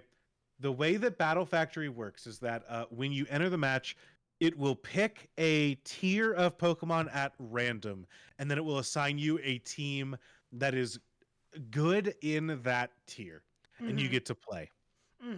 Last night, was it PU? Is that what we saw last night? Yeah, so here's the deal. These tiers, they're named and structured after the amount of play a Pokemon sees in the highest tier. So you go from Ubers, which is like anything goes, and then it is broken out in chunks based on usage. So you get overused, you get underused, you get rarely used, you get never used, which are different somehow. And then you get PU, which I think just is PU. This guy stinks. Yeah, that is what that means. It's the rudest name it could possibly have. Last night we watched a match in PU. I've loaded this one up. I have not seen the announcement yet. I'm pretty sure this is Ubers. This is Ubers. We are looking at Ubers tier. Whereas we look at these Pokemon, we are seeing one team currently has 4 legendaries. The other one has another 3 and 2 mythicals. Oh boy, what a match! I will say, Floor I know has a strong competitive backing in Pokemon. I am not sure L's background in this, so they might be on the back foot just by not knowing the Pokemon that they're up against. Yeah. I am before we. I was gonna say, and in that, it is one of those things where like it's kind of easy to figure out what Kyogre does. Yeah. What role does Ferrothorn play here? Right. What role does Weavile play when it's paired up with Giratina and Solgaleo? Yeah, Weavile is the outlier here. I would not have guessed that's a Pokemon that belongs in this tier at all if you were to hold a gun to my head.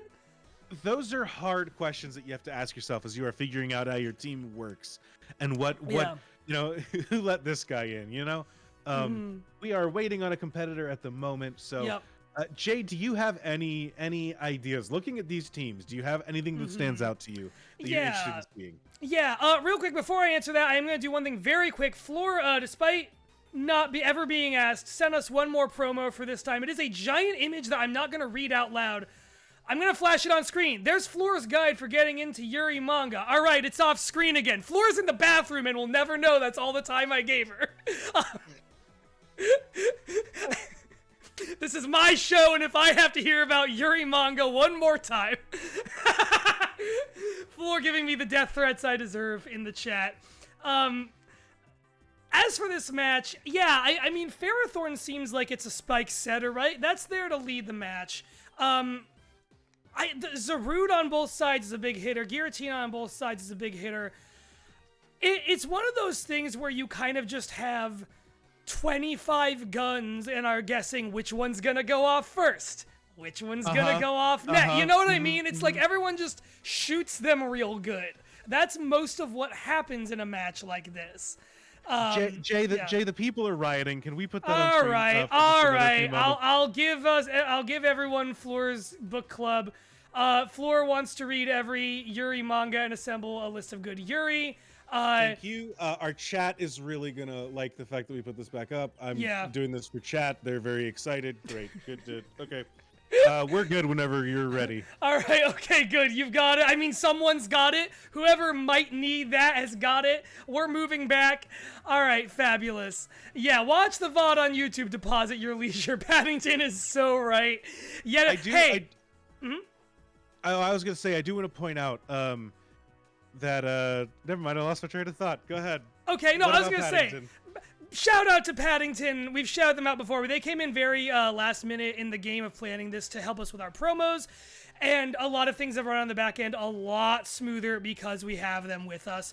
Thank you, Paddington. Enormous shout outs, Paddington. We love you very much. Do you have any other thoughts here, or is it time to declare a little ding? No, what do you got? I do. I remembered what I was going to say. Please don't scan QR codes that randomly pop up on Twitch chats or commercials. It's fine when we do it, but just for the record, don't do that in general. Good advice if there ever was some. I don't know, at the Super Bowl for chance. Yeah, just I would say most of the time avoid it. Never scan a QR code. Monkey Man gets it. I think it's time for us to go ahead and see which of these guns is going to go off first, Andrew. I'm going to declare... So. If we're ready to fire it off, I think we go for it. Let's say it, Andrew. Ding, ding, ding. Ding, ding, ding. Heatran. It's that both of these Giratinas are going to be shadow forcing all over the place. We're about to see a mess happen here. One of the things that we get here that we don't often get in our random battles is we saw this in the Baby Cup as well. One of the most important turns in Pokemon is turn 0. When you look at your opponent's team and in like competitive tournament environments, you've got a minute and a half to look and say, these are the Pokemon I'm choosing. This is who's going out first. Yeah. Here, you get more time, and especially as we wait for Floor. But as we're looking, it's just like boy, how do I even choose which one of these guys leads? It feels a little easy when you've got something like Ferrothorn, who feels like it's there just as a setter of stuff, and then maybe a defensive pivot if it survives the first few turns. But when you're looking at something that looks, Floor's team looks a little bit more aggressive, and when it's something like that, you have to wonder, how do you optimize for the best possible turn 1? Yeah, who is the lead? If Buzzwole has like close combat, is that a suicide lead? Is there something there? It is hard to really say. Oh, okay. L not leading with the Ferrothorn. Instead of going for Heatran, Zygarde comes out against it. Yeah, a fascinating lead. Both of these Pokemon really powerful. I will say, I as a person, when I like to focus on things competitively, I don't tend to enjoy things like an Uber format. I love it when the power level as a whole is brought down a little bit and you get to focus more on some fundamentals at play. Yeah. So I actually I don't really know what roles these Pokemon play in a meta like this. Me neither. When I was playing Showdown semi-regularly for the little bit that I did, I was in underused most of the time. And back when I was like, those are the tiers, underused and rarely used, and even never used are the ones that tend to interest me the most. Oh, Zygarde using 1,000 arrows right off the bat, a move I didn't know it could learn. Yeah, well, it's its signature move. Heatran probably takes the first couple arrows decently well, but as a fire and steel type, it is quadruply weak to that 1,000 arrows. I had it confused with Decidueye's triple arrow for a moment there. When there's 3 arrows, it's a fighting move. When there's 1,000, it's a ground move. Yeah, because 1,000 arrows come from the earth. We all know this. Exactly, you get it. Giratina popping out. A ghost dragon that has pressure. Really putting some pressure onto Zygarde. Has some pressure. Ground dragon. Giratina comes out on Floor's side too. The pressure is mutual. Defog pulling down that evasion. I wonder if that's going to be... I wonder how useful that's going to be. Now all we have is 2 Pokemon. Andrew, tonight we saw the Dragon's Den. Last night we saw the Ghost Cup. Giratina...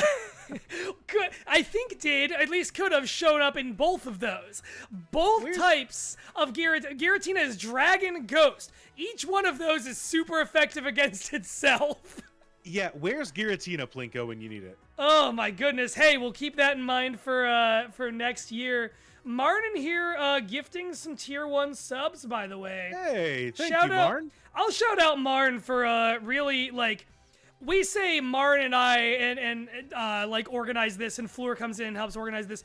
Martin is the train on which the rest of us are all riding, and I will forever give her props for the amount of work that she does for this. Apparently ads just went up, so Martin is trying to pull people onto the life raft of not having to watch ads. Understandable. Fuck University of Phoenix, I could not agree more. Zarude comes out, takes a toxic. Yeah, presumably Fleur assumed that a swap would be happening and decided, you know what, I'm going to poison whatever's coming out. So Weavile ends up taking that Darkest Lariat off of Zarude. Zarude, a Pokemon, a Grass and Dark. I know it's strong, it's a mythical. It's the mythical I forget exists the most out of anyone in the world. Weavile, maybe we'll find out what it's for, what it can do. Because I still was surprised to see it here. It's a Swords Dance setup, a bulk up setup. That boy can dance. He's got moves. I wonder if Zarude has a fighting move, like a close combat or something of that nature to potentially turn the tides here. Otherwise, this could be Weavile's shot for a clean kill. Now, Weavile, and whenever any Pokemon is able to set up, things get scary. Yeah.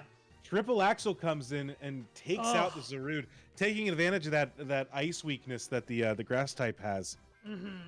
Apparently, the hype train is incoming. Red Seraph, thank you for gifting another tier 1 sub. Thank you, Seraph. That's so nice of you. Yveltal is coming in. A dark and flying type that is also going to be weak to an ice move. So, scary place for Yveltal to be in.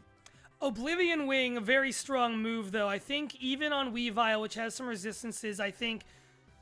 Oh, okay, Ice Shard doesn't take it down in one. Knockoff, of all things, one-hit ends KOs up taking out the Weavile. Ooh. Yveltal losing some health to its life orb. It's at low health, but it is doing A-okay. It's in it. You have to wonder... You have to assume that Yveltal has its signature ability, Oblivion Wing, I think is the name of the move, that lets it heal back off of a hit. Oh, I want to say you have to be right about that. Is it heal back and then recharge a turn? Am I remembering that correctly, or am I off base? I don't think so. I think it's just kind of busted. You just get to use a powerful move with Stab from a legendary Pokemon that heals itself. A broken move in Ubers, you say? Did you say? How could that be? That can't be right. I thought this was a good, clean format. Yes, Ubers. You can run anything except for a ghost fish. Yeah. Fleur thinking hard. This is an interesting one. Fleur has nothing that I look at and immediately think. Yveltal is low health, obviously. So I think Fleur's probably thinking not just about Yveltal, but like anything can probably one-shot it if she gets the speed advantage. What is the best thing to have out for whatever L throws in afterwards? And Fleur has chosen Zarude. Yeah, Zarude, a Pokemon that I said it yesterday, a Pokemon that I forgot, I didn't realize ever actually was released. One Lariat, and we're down. Yep, Yveltal goes down. That's how I feel about Zarude, and also how I feel about Zeraora. Until they put it in Unite, I did not realize they'd ever actually release that Pokemon. Genuinely, did not realize it. Just like, oh wow, they made up a Pokemon for Pokemon Unite. Yeah, Neat. Strange. Zarude raises a human child. Yeah. Grass Steel, that's probably going to resist a lot of what Zarude has going on. It's actually probably the best pick L could make right now, I want to say. You have to wonder, does L expect a swap as we're seeing with Giratina, or do they go for...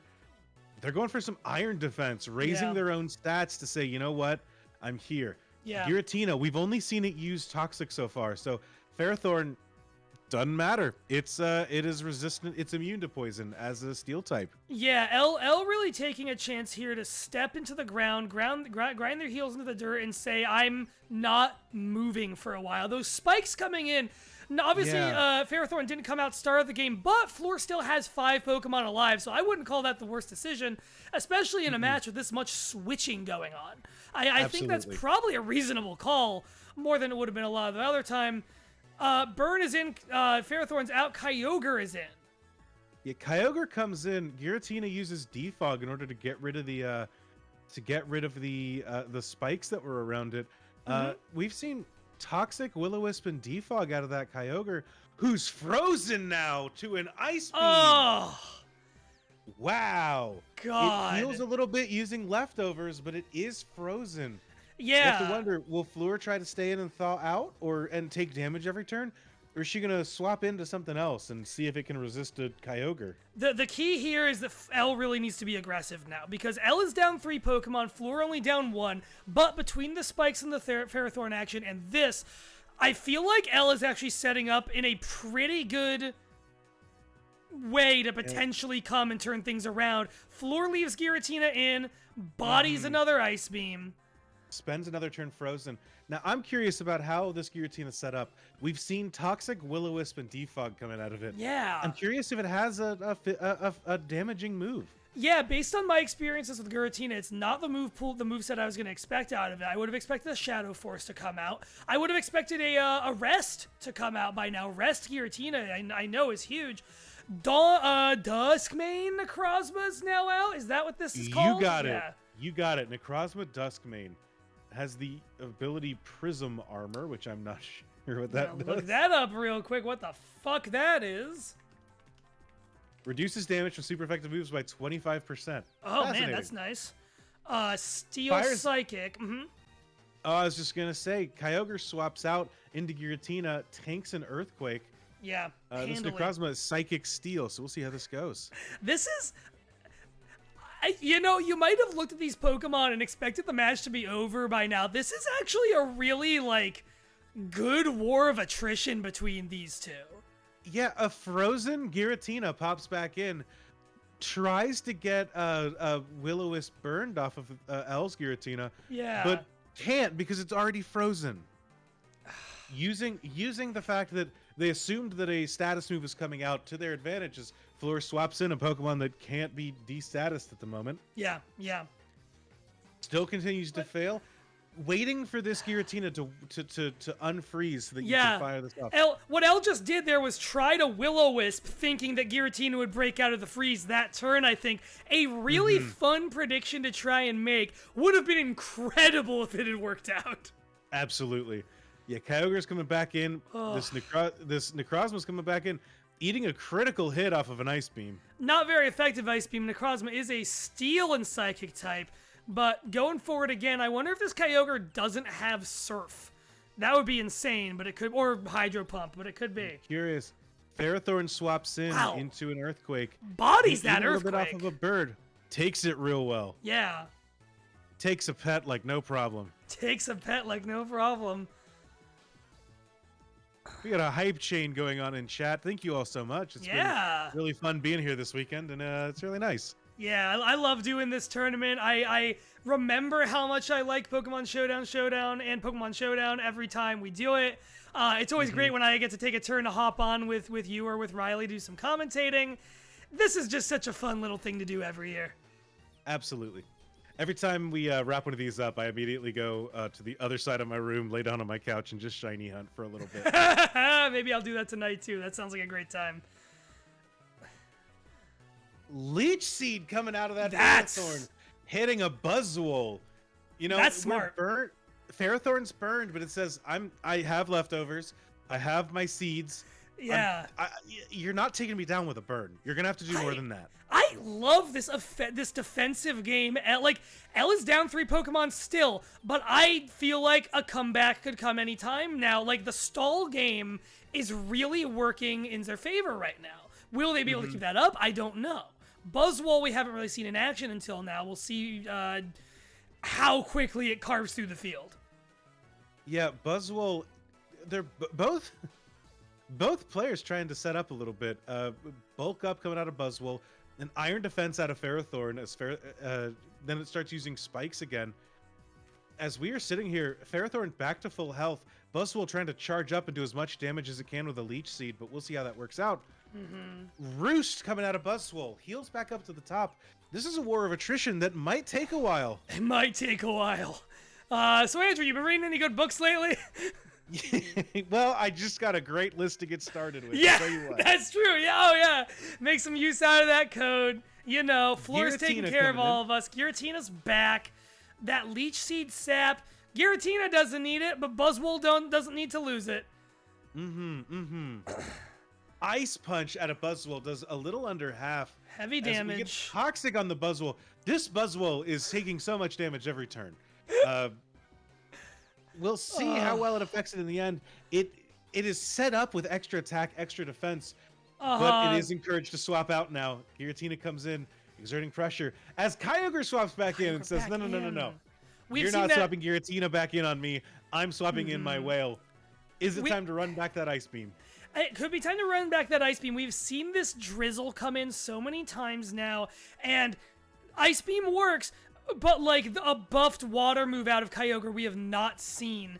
Toxic coming in, hitting Kyogre, really like, this is a poison game. This is a status effect game. This is Counterplay City.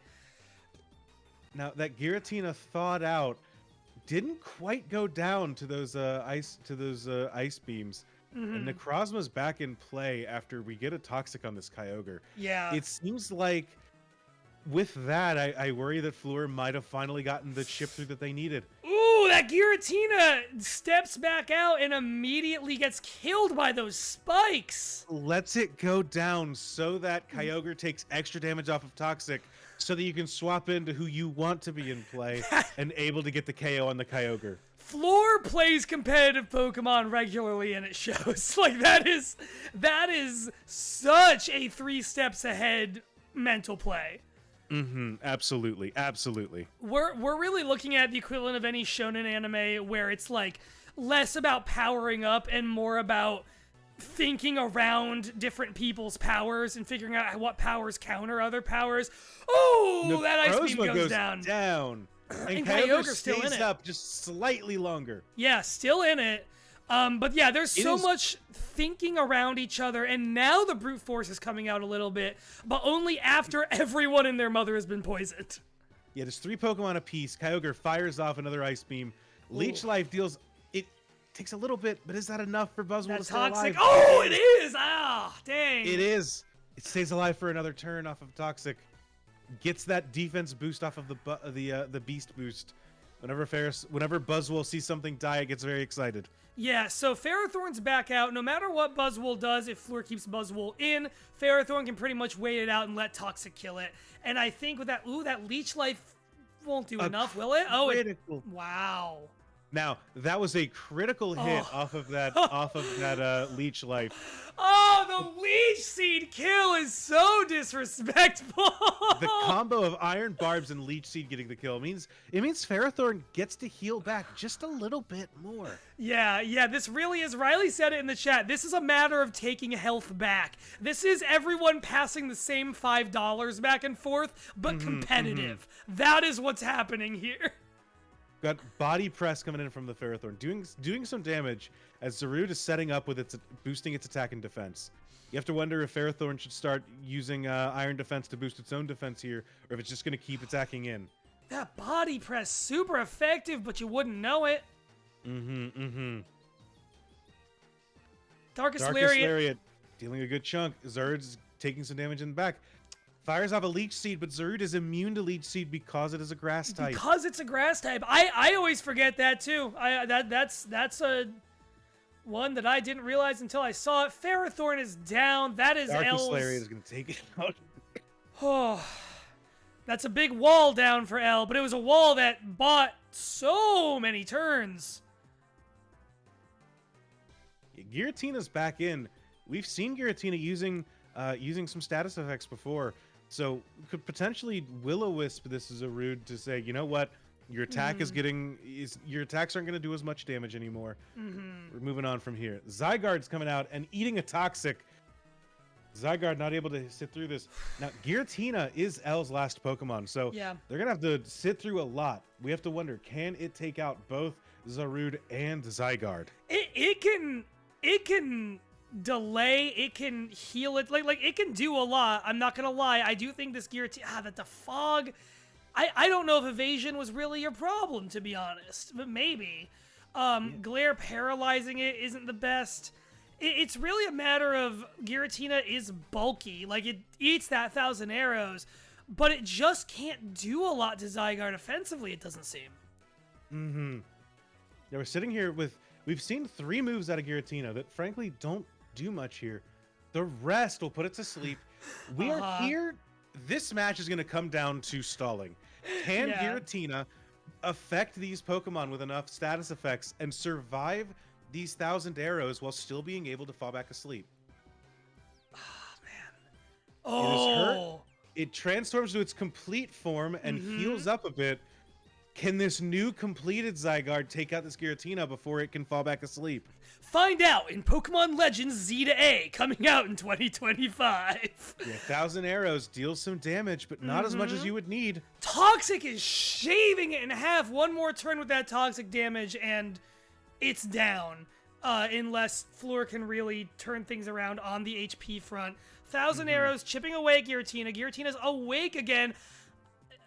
I don't understand the Toxic choice there, but hey, Zygarde's down either way. Giratina only has 4 moves: Defog, Will-O-Wisp, Toxic, and Rest. Got it. Thank you.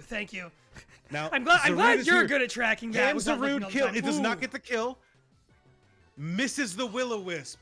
Miss on the Will-O-Wisp. Giratina is unfortunately going to fall to a second Darkest Lariat. Unless the rest. No rest. Floor is going to move on in advance. Floor holding on to that reputation of being a twice champion, but by a really well fought over narrow goddamn sliver. Absolutely. I don't have every match memorized, but I feel like that's the best match I've ever seen L play. Like that was incredible. I say, who cares that it's a loss? That was just like such 5 steps ahead thinking from both parties, and you really have to applaud that. Yeah, L in the chat saying, I was hoping to get 2 of Fleur's Pokemon down. You got 5, so congratulations on an incredible match. Now we have Fleur, 2-time champion, heading up to face Jacqueline, I believe a loser's bracket champion. Former loser's bracket champion. Yeah, Jacqueline goes on tears, but only after the first round. Yeah. They run the loser's bracket. Now they're fighting with the winners to see, is it time for Jacqueline to take this one? I think the answer is yes. Yeah, Jacqueline could become our new champion. Whoever wins this match will fight Kiefer, who has one advantage on both Fleur and Jacqueline, which is that he is new to the Pokemon Showdown this year. Coming in with a fresh mind, will that help him? Will the experience that either Jacqueline or Fleur have keep their seat in place? We'll find out pretty shortly here. This one's going to be a tough match, though. We should explain what we're about to watch. Yes. We're about to watch a format that is called Benjamin Butterfree. The way that this format works is if a Pokemon would get knocked out, it will instead de-evolve. It will. Please keep explaining. I'm grabbing a drink from right off screen.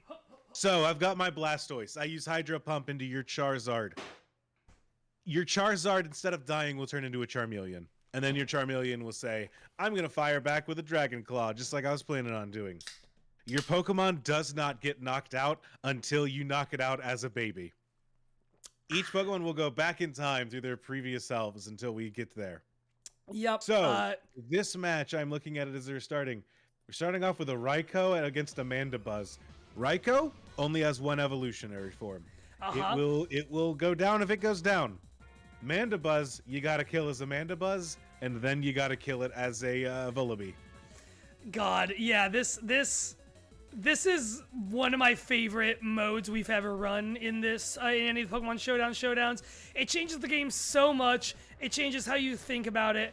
Yeah, so Jacqueline, ready as she is, did give us a promo for her imminent defense of the title. I think it's time to, one final time for the evening, take it on over to the Titantron. Jacqueline Swampert, your loser's champion here, and I still wear that title with pride. I love to be the loser's champion. But the thing is, wearing that title, it gave me a bit of a confidence problem. Walking into day 2, I didn't realize I could hack it in the main bracket. I thought if I escaped from the free-for-all, I would never be able to get past Manic. And look what I did. There wasn't a damn person who could stop me on my way to the top. And I'm here now at the finals, waiting to see who I'll be up against. I don't know who it is, and that's exciting, and that's scary. But usually I would say, well, let's put on a fun match and make this something enjoyable for the people. Of course I still want to do that, but there's something else now. I don't just want to put on an enjoyable match. I want to win, because I know I can win. See you out there. Peace. God, Jacqueline coming in with earned confidence. Like, absolutely earned confidence. Incredible promo. Incredible promo. Very excited to see how this match plays out. What do you say we take it down to the field and give him the solid ding, ding, ding? There's a little thing we like to say, and that's ding, ding, ding. Let's kick the final match of the winner's bracket off. As I said before, Raiko and Mandibuzz are staring each other down. Immediate switch out to Groudon from Floor, getting that sun in there. It's a sunny day, baby. You know Get what? that shine on your skin. Floor swaps to Groudon, but Jacqueline says, I'm not scared. I'm not taking the bait of you having a bird out here first. I'm doing a calm mind. That way I'll be stronger in the future. Smart, because that's a versatile choice. Going for that bird, single direction choice. This is a versatile choice. Uses hidden power, which was A-type, I assume maybe ice, in order to deal a little under half of Groudon's HP. Raiko goes down, doesn't have an evolution, so it is just down, unfortunately. I wonder, yeah, this is already really interesting because we've introduced this format, but we have just seen a couple single form Pokemon, and here's another one. Hitmonlee. All right. So really, it's kind of interesting. If this winds up being a match where the game hasn't given, you know, if let's say both of our competitors actually only have 3 Pokemon, or even 4, with multiple evolution stages, it is going to come so quickly down to, like, who has the most, who maybe has a 3-stager versus a 2-stager and is able to hold on through a status effect that they're waiting out or something like that. This is such an interesting way to approach the game. Well, you also have to wonder, there's a bit of a strategy in using these single stage Pokemon too, of, look, I've got a Groudon in here, I've got a Raiko in here. Do I bring it out early and say, here's a big powerhouse?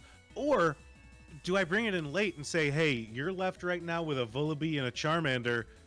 I bet my Raikou can take those out, even if it couldn't manage even if it couldn't manage a Mandibuzz and a Charizard, right? Yeah, and I think both approaches make sense, right? Like, Floor, I'm going to guess, you know, Floor made that switch, obviously expecting an electric-type move, but also I think Groudon signals, hey, you know, what Raiko signaled was, hey, bring in the biggest gun you have. Floor took that bait. Floor is kind of signaling the same thing, and whether Jacqueline is taking that bait, dunno. We don't know what else Jacqueline has. There could be way bigger powerhouses that she is keeping in the reserves for now. Yeah, Groudon, a very powerful Pokemon. It lives up to its reputation. That high and jump a kick. high jump kick, critical hit. Hey, sometimes you bet and you win, and that is high jump kick in a nutshell. We're here to live by the sword, and luckily we will never die by the sword. Our sword fucking rocks. If you die by the sword, you didn't get a good enough sword, idiot. Yeah, there is power in sending out Groudon, as you were saying. There's power in sending it out early and saying, here's your first obstacle. Deal with it. I am and now know that setting I've up got 5 more in the back. I am now setting up a boss rush for you. Like, that is what Floor is, you know, attempted to declare there. Jacqueline shot right back and said, all right, I've been min-maxing. Like, we're good to go. Mandibuzz back out. Floor probably not wanting to reveal the rest of her team until she has to. Yeah, Mandibuzz, one of those awkward types where being a flying type means that it's strong against Hitmonlee, but being a dark type means that it's also weak to a fighting Pokemon. Brings it right back down. Yeah. Makes it neutral in a matchup that you would hope would be really great. High jump kick, I can kick a bird. Oh, but the bird can sleep. The bird can roost. Yeah, Mandibuzz going for a roost, probably either kind of saying, hey, let's see what they got. Also, if they happen to miss, hey, high jump kick, if you miss, you take a bunch of damage. So yep. Maybe I can bait out a miss here. That sun ain't hanging around for too much longer, and I'm going to guess nobody's about to take advantage of it in the last turn. Unless Hitmonlee's got Blaze Kick ready to fire off. Yeah, even if it does, there's probably better courses of action to take. Poison Jab, Poison probably jab hoping for the onto poison, but the Mandibuzz. poison doesn't come. Oh! It's Tyrogue time! That's right, I forgot Hitmonlee had a baby form for a second there, if I'm being honest. Oh, I like this guy, though. Here. Yeah. Now, I remember there being some issues in the last minute. If a Pokemon loses access to a move that it only gains after evolving, I believe it loses access to that move in this battle. Okay, I see. It's a little bit like, Go ahead. Oh, I was gonna say, it's a little bit like when you and I played Pokemon Emerald backwards, where after certain gym badges were lost, Pokemon would just lose moves that they could only have gotten after, certain level walls or badge-related walls. Exactly. Caracosta comes out, a solid rock type to deal with Mandibuzz as a really nice type. switch. Really nice switch. You do have to wonder. Oh, Blossom here. A Sonedge misses. Oh, now I will hate say, to see it. Fleur had a great call using Toxic on whatever. If they predicted that Hitmonlee or that Tyrogue was going to swap out and say, "Here we go, I'm going to poison whatever's coming next," because they're probably going to send in something powerful. Oh, Blossom. Yep, swaps in Swalot. A Quiver Dance on the Blossom, making Blossom scary as we swap into a poison type over here. Blossom loses the poison typing that a Vileplume might have as it chooses to evolve into Blossom instead. Yeah. Goes for the sleep on Swalot. Swalot's just stuck now. I wonder. Fleur's now in an interesting position, right? Of probably not wanting to completely lose those stat buffs from that Quiver Dance, but probably not having any non-grass type offensive moves based on what I would guess for a mono grass type. Mono grass types tend to just have grass type moves when it comes to attacking moves. Yeah, I'm curious what Blossom might have in the back. There's a chance it has something like a poison move, but Swalot's not going to care about that. Swalot wakes up and says, "Hey, I don't like that. You're drowsy too." Yeah, we're having yawn. It's sleepover Sunday, motherfucker. Oh, Swalot's back asleep. Blossom's back asleep. Oh, really, get your jammies.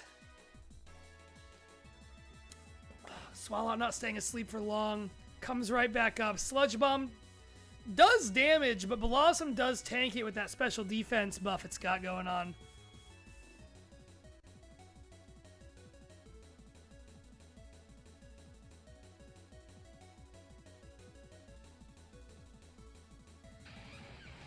Torterra coming out now. Sludge Bomb doing a little bit of damage. Poison. The poison hits. I like that the poison hits. It's an interesting point now because Jacqueline's going to want to switch. It really depends. God. Torterra is such a scary threat. Torterra, I think, is one of the most threatening starter types in general.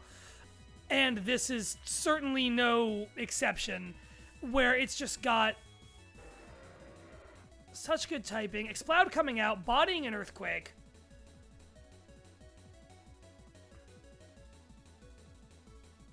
Loud. Bodying an Earthquake. If I'm Jacqueline, I'm a little worried about this Torterra. Obviously, you can wait out the poison, but it's grass and ground on something this tanky is a really scary thing, especially when it's got Earthquake, especially when you know that anything that gets devolved is going to just be one-shotted by that Earthquake, probably. I think there's not a lot of exceptions to that in what we've seen from Jacqueline, which is most of the... Whoa! Wow. That boom burst! Yeah, I was about to say Jacqueline's team doesn't match up super well against the Torterra, but the Torterra left, leaving that boom burst to just say, hey, you're a Sharpedo now. Yep. And Exploud... Now, Exploud has 3 stages, so as we're going through here, we're getting pretty lucky. Exploud will drop down to... I mean, it'll be Loudred. Not a great Pokemon. Oh, boy. Oh, boy. Fuck. Oh, the bat! Oh, I love the bat! 2 legendaries? Mm-hmm. Gee, Bill, your mom lets you have 2 legendaries. Lunala, Psychic Ghost, so that Boom Burst is not touching it.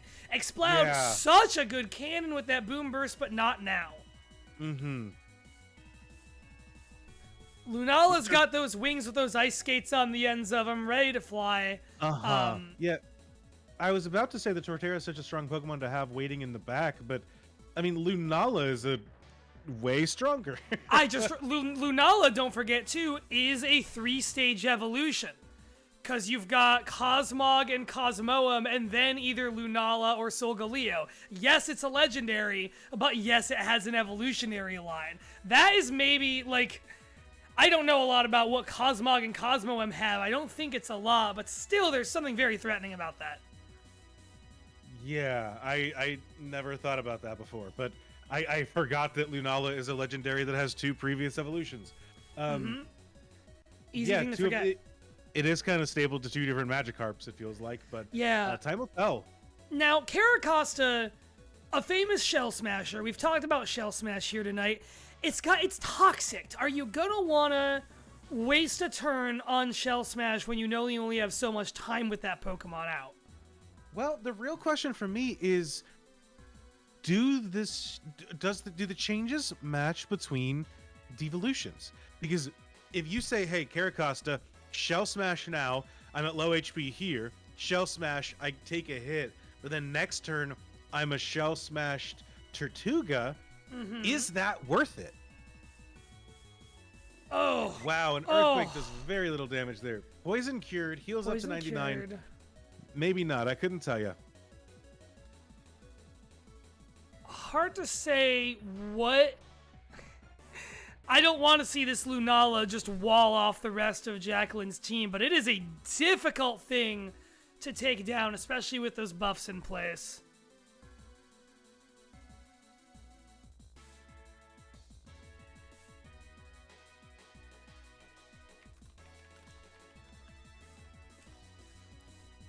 Especially with those buffs in place. On the team, Tyrogue isn't doing anything. Swalot could probably stall Lunala out for a while, probably poison it, do a good neutral amount of damage. I don't know if it's getting a kill off before it gets devolved. We don't know what Jacqueline's last Pokemon is. Now we do, and it's Claydol, who bodies that Moongeist beam, stays up Just 1%. barely. Oh, you hate to see it. Yeah, you hate to see it. This match is rough. This is a little brutal. Tough matchup against dealing with Groudon and Lunala, 2 incredibly powerful legendary Pokemon. Mm-hmm. Especially Lunala able to fire off that Calm Mind earlier and just get set up and ready to go. Yeah, Calm-Minded Moongeist Beam is incredibly difficult to deal with. The Toxic is good. That's really the only way Jacqueline's gonna take this thing down now, it seems. Like, that's really the only way you can do it, is to wait and hope for the best. Yeah, looking at the team is just very poorly set up against a Ghost Psychic type and a Grass Ground type. So, in a tough position all around, as Exploud is here, looking down at Torterra. Dual switches. Jacqueline could probably pull off a Boom Burst and kill Torterra, assuming that it's faster. It is. Torterra's down. Torterra gets Groddled. Groddle might still have a ground move, but it is now a grass type. It's no longer a ground type. Well, it tried to use Wood Hammer, but unfortunately Wood Hammer no longer works. Hey now, that Boom Burst hit Lunala. What's up with that? Exploud is scrappy, Jay. Oh, God. We got a scrappy little guy who's able to use Ghost type moves. The revelation. Normal type moves into Ghosts. The revelation. The revelation! I didn't realize that. I'm gonna guess Jacqueline might not have either. Like I said earlier, it is so easy to overlook checking abilities when playing randomized weird modes like this. We are down to a Turtwig. Oh. Are we about to see our first kill of a 3-stage Pokemon in this match? Yes, we certainly are with a critical hit Boom Burst. Exploud, a Pokemon after my own heart, getting loud with it. Loudest bird at the county fair. If it was at the same county fair I would have some stiff competition with this guy. Ugh. A surprising MVP coming in for Jacqueline. I love Exploud. I'm loving seeing it get some work done. Love a Pokemon whose gimmick is just being loud all of the time. Mandibuzz is back out. I don't know, other than Roost Tactics, I wonder what Floor's thinking with Mandibuzz here. Yeah, it's hard to say. Mandibuzz is a solid, tanky Pokemon. At some point, I do have to wonder if part of Floor's strategy is just, I gotta stall out the Boom Bursts. That could be it. I don't know if that's the scary thing here. Swap into Tortuga, into Caracosta. No, into Tortuga. It's a Tortuga now. Yep, it is. It says Caracosta, but it is a Tortuga. Does not do what it says on the tin. Nope. Eats a poison, but fires off a Stone Edge, deals a lot of damage to Mandibuzz. Not enough for one more will get the job done. Now, one of the big changes that happens as Pokemon devolve, in a lot of cases, we're getting a big drop in speed. A lot of times you'll lose a lot of different stats, but losing the speed is critical. As a Pokemon that might have outsped something before is now drastically behind the other one. The switch to a Stone Edge might have cost Jacqueline a little bit there to an Aqua Jet, because now Mandibuzz is back up at full, given some time to roost. Yeah, in a rough spot, missing the second Stone Edge. Stone Edge is a move that has, I want to say, I believe it's 75? 90. Oh, you might be right. It's certainly I'm not. I don't believe Slide. it's 90. I'm thinking of Rock Slide. It has a very low chance to hit in a way that is, it makes it essentially you feel like you miss every time. Swallow comes out and sees that Toxic and goes, yum yum, lunch. Yeah, Toxic me, I dare you. I literally dare you. Foul play into a Sludge Bomb. We're trading some moves back and forth to each other. Swallow going for Sludge Bomb, probably hoping to get hoping for a poison on this. Hoping for a poison. Why wouldn't you be? Poisoning is really going to be Jacqueline's surest strat at this point. Well, you can also put the Mandibuzz to sleep, which is a good call here. All right, yeah. Making it drowsy using Yawn and saying, hey, Mandibuzz can't roost anymore, can't do these things. I get to attack it for free, and I'll keep healing off of my Black Sludge. You have fun with that. Sleep Claws mod activated. There is already a sleeping. The Blossom is still asleep. Oh, the Blossom is still asleep. What a waste of a perfectly good tactic. A turn that I'm sure everybody involved in this match has forgotten. Both of them in the chat. I also forgot in chat. Yep. That's rough. That is a heartbreaker. That's rough. We should just turn those rules off. We probably should. This is such a funny. These boys sleep. Let them Pain snooze. Split. Pain Split is out. That's a really good one to have out. We got Pain Split coming down for 2 Pokemon that have leftovers. We're gonna be here a while. We are gonna be here a while. While we're here for a while, Floor's got 3 Pokemon fully evolved. Jacqueline has 5. Only 2 fully evolved. It's really strange circumstances over here. That Mandibuzz, more of a tank than I would have given it credit for. Jacqueline might be able to take it down, but Roost is just always around the corner with it. And it just doesn't seem like there's a good way around that. It is a tanky Pokemon that has refused to get poisoned as this match has continued on. A crit from Swallow right now would do a lot of good. A crit, a poison. If Swallow did anything but a chunk of damage, I think that this match could turn. Anything other than neutral. Ugh. Get a Roost and a Pain Split again.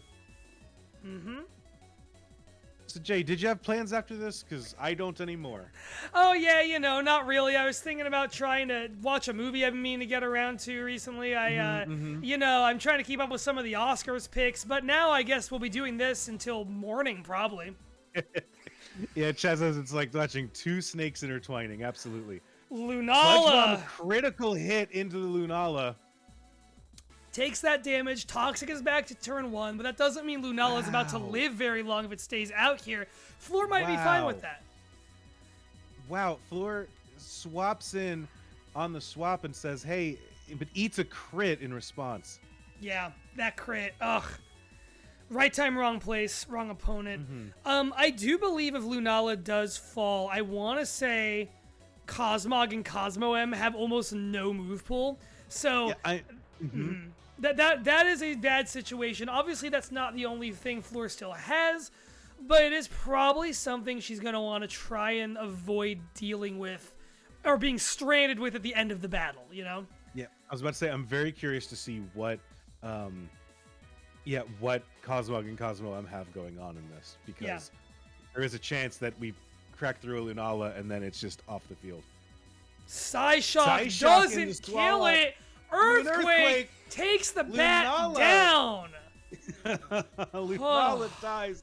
Swalot able to tank through a Psyshock off of that Lunala and able to survive. Jacqueline has now cracked through 2 separate legendary Pokemon. Jacqueline is facing a lot of death and just keeping on ticking. I shouldn't say it survived through entirely. Cosmo M is still on the field. There is a chance it has something to do for us. Based on that switch, Andrew, I'm going to say that chance is maybe not the highest thing in the world. I'm also going to guess not. Mandibuzz is really the biggest tank Floor has at this point, is what I'm going to guess. We are back to the Mandibuzz Swallow. I almost said mirror match. Not exactly, but not exactly either. Yeah, down in the yellow. I by the way, I think Exploud... I believe Exploud is out of Boom Burst. I think that's a 5 PP move, and I do think we've certainly seen it 5 times. So that's probably why Jacqueline hasn't swapped back into that option. The Poison is there. Sludge Bomb is there. So it is worth noting these Pokemon have been trained as if they've all been given PP maxes. You're right. So, okay. So I'm not sure what the base amount of PP that it would have would be, but we are not... Pain Split, man. What a good strat. That Pain Split is really coming in clutch. Swallow proving itself just as hard to kill as Mandibuzz at every turn, no matter how many turns go on. Well, I'm going to say it would be 8 instead of 5 if 5 is the number that we're dealing with. Yeah. I don't know for sure that that's the number we're dealing with. Even then, we did see it enough times that there's a chance it's out of PP still, I feel like. This is turn 48 now of this fight. Yeah, there is a chance. Sludge Bombs keep coming. We are still doing kind of the same song and dance we've been doing for a while, but we gotta be, we're running out of roosts every time that we use it, and this match, the Poison, it is not able to keep up as well as it has been in the past. Ooh, Monkey Man has just corrected me. It is a 10 PP normally, so it's a 16. I don't think we've seen Boom Burst 16 times. That might actually be something. I gotta say, it is the technical term is PP, so we are here. That's what we got. 10 PPs.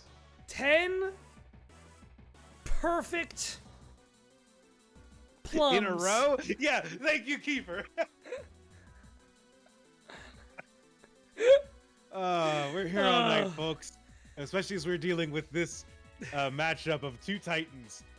They were both thinking so hard right now. Exploud is back out. Jacqueline, if she's listening to this stream, may have heard us talking about the PP and is here to let Exploud just expend as much PP as it needs to.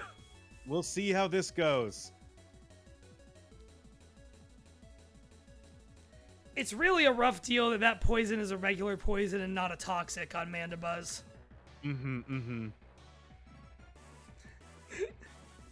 Martin says that she's going to come in here. Martin lives an hour and change drive from me. And judging by this match, it might still be going on by then. So it's your move. Boom Burst. Mandibuzz eats a Boom Burst surprisingly well. Ugh. Exploud is now toxic. That is responding appropriately to a threat. Lunala, sorry, Cosmo M doesn't quite go down in one to a boom burst. Yeah, right now Lunala is. I mean, we are swapping in. We are boom bursting. There's Nebby. Is it Nebby? Yeah, it's Cosmog, but it's Nebby. We all know that's Nebby. Nebby's out here struggling. And boy, the struggle is real. using those boom bursts. We are down. It is Loudred time. Yeah, Loudred versus Blossom. This is an insane match. We have passed the turn 50 threshold on turn 54. This does still feel to me like it could go either way. Because that Blossom, if it gets a Quiver Dance off, could set up really nice again. Exploud probably doesn't have Boom Burst anymore. I don't know what it's going to have instead. And that bird in the back is still there, still ready to keep roosting. I in the chat, Jacqueline says, oh, fuck. Laura says, what's wrong, Jacqueline? Is there a move you might be missing? Yeah, and then the game itself speaks up. Benjamin Butterfree random battle. Loudred can't learn Boom Burst. Mac, it is a speaker port. It's a tail, but it's a speaker port, yeah. The tail that's also an aux port that is. It definitely looks like a hole in 3D designs. It looks a lot better in 2D. Did it? And by that I mean it cut off halfway up the Loudred, so you never had to see it. I was gonna say in Gen 3, Exploud's two tails looked like it just had a huge, weirdly long but thin pair of butt cheeks. It just had a whole ass. Blossom's still asleep. Swalot is here. It is 5. Well, it's 5-2, but it is also 1, 2, 3, 4, 5, 6, 7. It is 7-4 in the Pokemon count. Mm-hmm.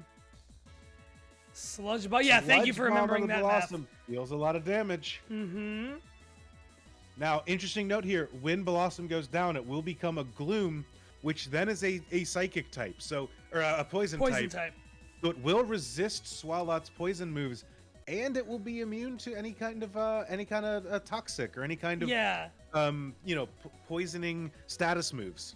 Yeah, it's also not a good match for any three of Jacqueline's three smaller Pokemon there. Tyrogue's not going to do a ton to that.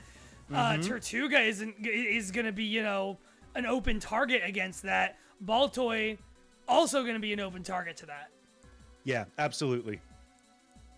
Earthquake is resisted as Blossom wakes up and misses a sleep powder. Swalot using that Earthquake, presumably either it's out of Sludge Bombs or Jacqueline's trying to save PP on however many are left. Mm-hmm. But that's coming back to bite her a little bit there. Yeah, I think. There we go. Blossom down. Down to a Blossom. Oh, Z move. What did it use? Z Sleep Powder. Didn't do shit. But it got dodged. So it increased its speed. Cannot believe that Blossom has a Gracium Z equipped. I didn't know that Z moves were allowed. I didn't know they were. I have no idea what a status move does. A status Z move changes to the status move. A lot of them get they get stat boosts attached to them, which is really cool. My favorite was always Z Leech Seed, which I think like boosts your defense and gets you Leech Seeds. It's just like a little tank's best friend. Jacqueline in the chat, God, I need a nap. Sleeping. Swalot is sleeping, but Jacqueline has to stay awake to think around whatever this Gloom could be throwing out next. Gloom just rife with status effects. Just lousy with the dang things. Yeah, and still able. It has Quiver Dance, so Gloom can still try to set up and go to town. Yeah. Yeah, Giga Drain into Swalot. It's not very effective, but it deals some damage and heals up a bit. Mm-hmm. We'll see. Wakes up. What are we firing off? Using a yawn. Okay, it's time for the Sleep Wars. Yep, it's time for the Sleep Wars. Mac in the Everybody chat. go to sleep. Mac in the Twitch chat suggesting other words for PP. However, Mac, I'm sorry, none of those words can be abbreviated to PP. Sorry, it's gotta be PP. It simply has to be. Everyone's asleep. Now, Blossom will stay asleep for at least one turn. Swalot could wake up at any point. Floor in the chat, sorry for the viewers if this looks gay. You know, it didn't. Swaps the ball toy.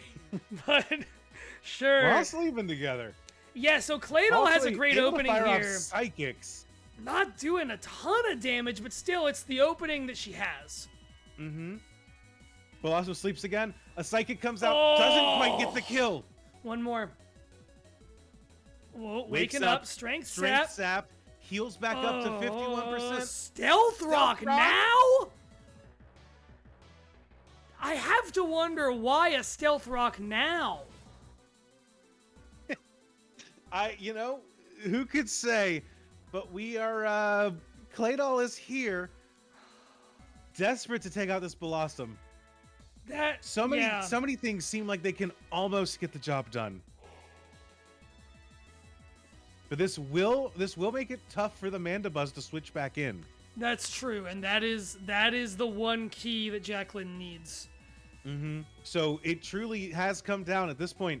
It has come down to Blossom. Giga Drain taking Claydol down. Critical hit brings Blossom back to the top. Swallow back in to try and finish the job. We are turned 67. Yeah. As we continue to go. Jacqueline, I mean, both of these competitors have to be sweating so hard right now. Mm-hmm. Absolutely. For Jacqueline, Swallow is now this last bastion of defense against every Pokemon that she has being down a stage. Jacqueline is probably thinking, I need something to still be a higher stage Pokemon for when Mandibuzz comes back in. I don't know what Swallow can even do to Mandibuzz now. Earthquake not doing a lot at all. Not doing a lot with the strength saps lowering the attack. It is not doing a whole lot here. Frankly, at this point, Blossom is just choosing a god to pray to. Mm-hmm.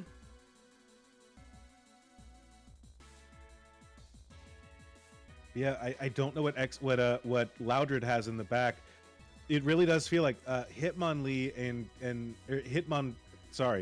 Tyrogue and Tortuga are not going to be doing a lot in this match. So at this point, it's like you have to wonder what can Swalot and Loudred do together to take down this Blossom. Yeah, Gloom is the problem here. Tortuga is probably being held for that bird to come back out because Tortuga could be a last attempt at a good rock hit. We've seen it do kind of middling against Mandibuzz before, but it's probably what's going on in Jacqueline's head. Well, and it's probably better. It's probably better against Vullaby than it is against Mandibuzz, you know? Yeah. You're so right. Loudred, yeah, Sludge Bomb is the way to go, I think. That's the right play. Yeah, we're at the point Sludge Bomb's dealing more than the Earthquakes were. Loudred in the back seat there. We know it doesn't have Boom Burst anymore. I wonder what offensive moves it has. Like, what... Is it working with Uproar? Is it Uproar that it's leaning on now, or will be if it comes back out? It could be. I don't know for sure. Blossom wakes up. Strength saps. How much is it healing up? Bad timing, but... Jacqueline! Brings it down a little bit. I think Understandable. we might be out of Sludge Bombs. I don't know. I think there's an even chance between that or Jacqueline trying to save a Sludge Bomb for when Mandibuzz comes back out. Because that has poison and... Wait. Is Mandibuzz already poisoned? I forget. It's been so long. It is. Jacqueline might be trying to save one, but no, the Earthquakes keep coming. I think you're probably right. Well, can like a California resident, will Blossom sleep through a couple of Earthquakes? Great question. At this point, it's about stalling PP out. Ugh. I want to know if this is the longest final winners bracket match we've ever had in the PPS. You know, it might be. This has been a real roller coaster. Waking up and sapping at the worst Blossom time wakes again. Up. Earthquakes again. Oh.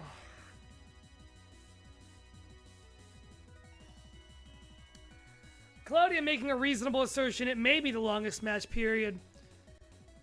Might be. Jacqueline needs some crits. Jacqueline needs crit luck on her side, and then some very creative thinking for once the Gloom and the Oddish, for that matter, do go down. Yeah, absolutely. Turn 78, folks. Give it up for turn 78. That's the sex number. Yeah. If you do it wrong. Yeah, if you're really bad or really creative, one of the two. A switch into Tyro. While Blossom is asleep, saying, "Hey, can I do anything here?" What? Yeah. What can Tyrogue do against a poison grass? I wonder. Blossom wakes up. Giga Drains. Doesn't kill the Tyrogue. High jump kick. It's resisted by poison. Nothing. Doesn't quite get us there. This sucks. This is such a hard wall. How many PP does Giga Drain has a ton on its own. How much does Strength Sap have? I wonder if now we're out of Strength Saps. 10 to 16. There's a chance we've seen that many. I don't think we have. Yeah, no, here it comes again. Yep. But Swalot is back to full attack, so we are at a spot where those earthquakes are going to do more damage than they were before. No, it's not back to full attack. It's got 0.6. It wasn't until this turn. Oh boy. Pain Split has 32 PP, Woofy Jack in the chat points out. It's going to take forever if it comes down to that. It sure does. All Mons are not completely devolved. Swalot and Blossom here are second stage Pokemon. Yep. As well as the Mandibuzz in the back for Fleur and the Loudred in the back for Jacqueline. Oh, Gloom can again. Sylvie's Exploud, right. what you got? What you got for us, Exploud or Loudred? Jacqueline is going for the same. Oh, Jacqueline's saying, "Oh, I didn't notice this" in the Showdown chat. We're about to find out what Jacqueline didn't notice. Half HP for the Exploud. Fire Blast! Whoa, would you look at that, Jacqueline? The whole time? Jacqueline, we've been here for 85 turns, and you've had Fire Blast?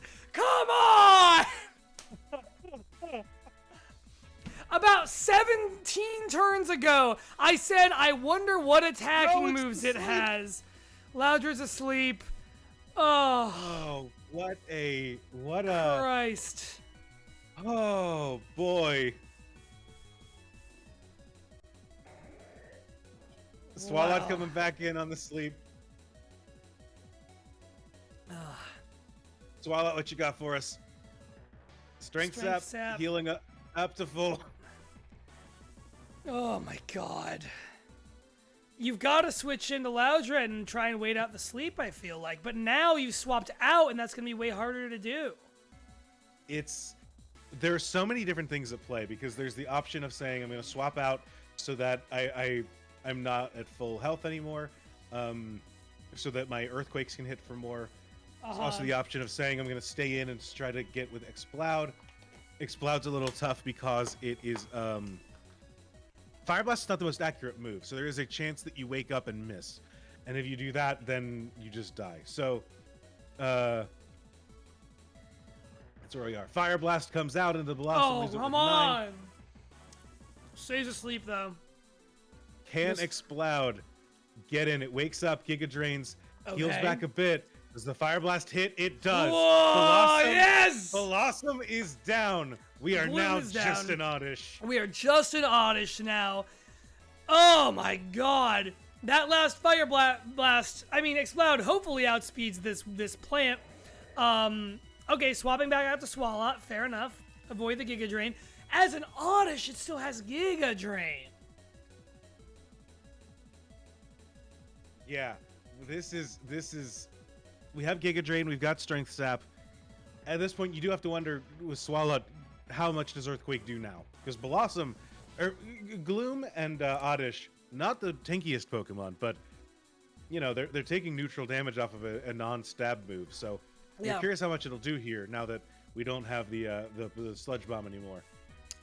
Get those Earthquakes out now. Mm-hmm. Okay, it turns out we're both back to 100%. Yep. Yeah, we're at turn 94. We are certainly going to go to triple-digit turns, I believe. Absolutely. I will say, Floor has said in the chat, I definitely lose this game, but I am going to play it out. So we can blame everything on her. Floor, also a mischievous, notorious liar, who I recently compared to Satan in the Grim Reaper. Whether or not she means those words, I don't trust for a goddamn second. I love to do a match so long the ads come on. Oh, well, we will see where this continues to go. Floor says, actually, I'm not sure. I think I could lose this. So, or I think I could win this. So we will see how this plays out from here. Never, the most important thing about the Pokemon Showdown is to never trust a single word Floor says. Correct. Absolutely. All right, Blossom is back, or Oddish is back asleep. What is Jacqueline going to do here? Because Swallowed is at half attack. We are going to fire off Earthquakes.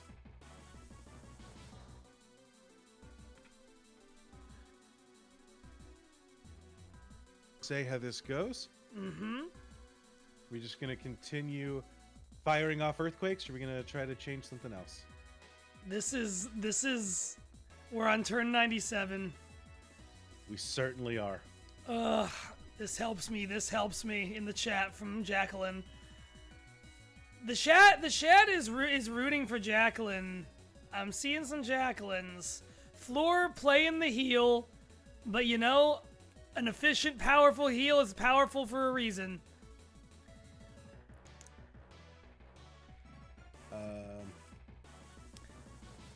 Okay. I will say the world longest Pokemon battle went on for 6,491 turns.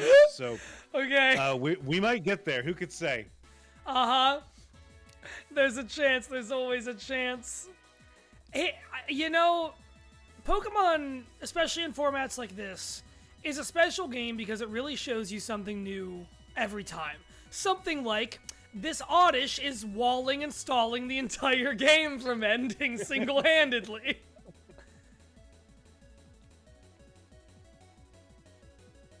We got some people rooting for Floor in the chat. Okay. I just hope everyone is having fun. I do too. And I just hope I'm getting paid hourly. You're getting paid? I don't like to talk about my contract. I think I do like for you to talk about your contract. Anyways, so Swallow is here. It's hanging in there. Strength sap. Yep. Okay. Goes to sleep. We are starting another loop, but as we're stuck in this time loop, will we take different actions that change how things happen? We swap to Loudred. Back in. Blossom stays asleep. It's time to roll the dice on a Fire Blast. Fire Blast off. takes it out. The there we go. Is down. I have been waiting for that move the entire match, and it finally happened. Manabuzz comes in. You solved the Oddish puzzle. Manabuzz comes in, immediately stoned to fucking death. The diaper baby is here now. Who would win, Atomic Loud Guy or Weird Rocky Baby? Oh. Foul play comes out. Apparently, Whismer can learn Fire Blast, so we started blasting. TMs, Toxic baby. onto that. Fire Blast comes out again, down to 33%. Jacqueline also confused. The Fire Blast is still on this weird little baby. TM sets do be like that. Kiefer is calling for that chicken to get fried. Fire Blast. Fire Blast.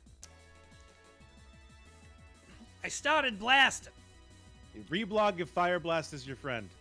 Reblog. That fucking roost. Alright, I got bad news about the number of Fire Blasts that any given Pokemon has access to. I am surprised.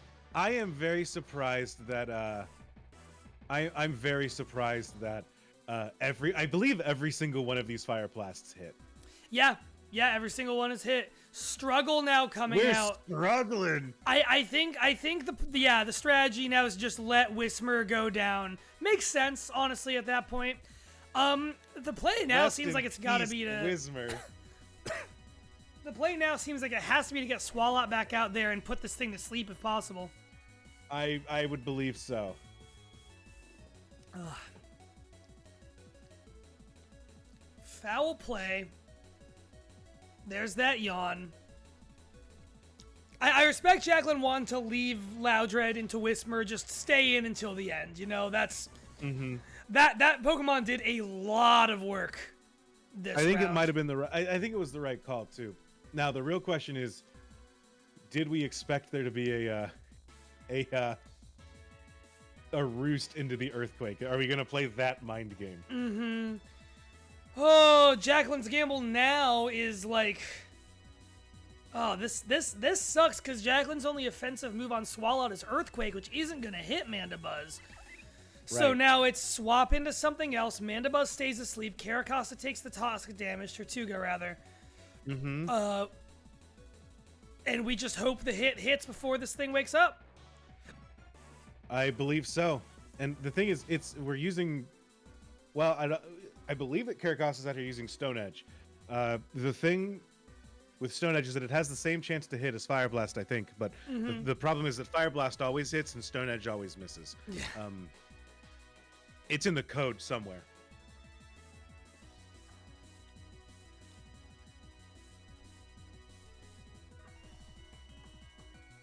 So we will see how this goes.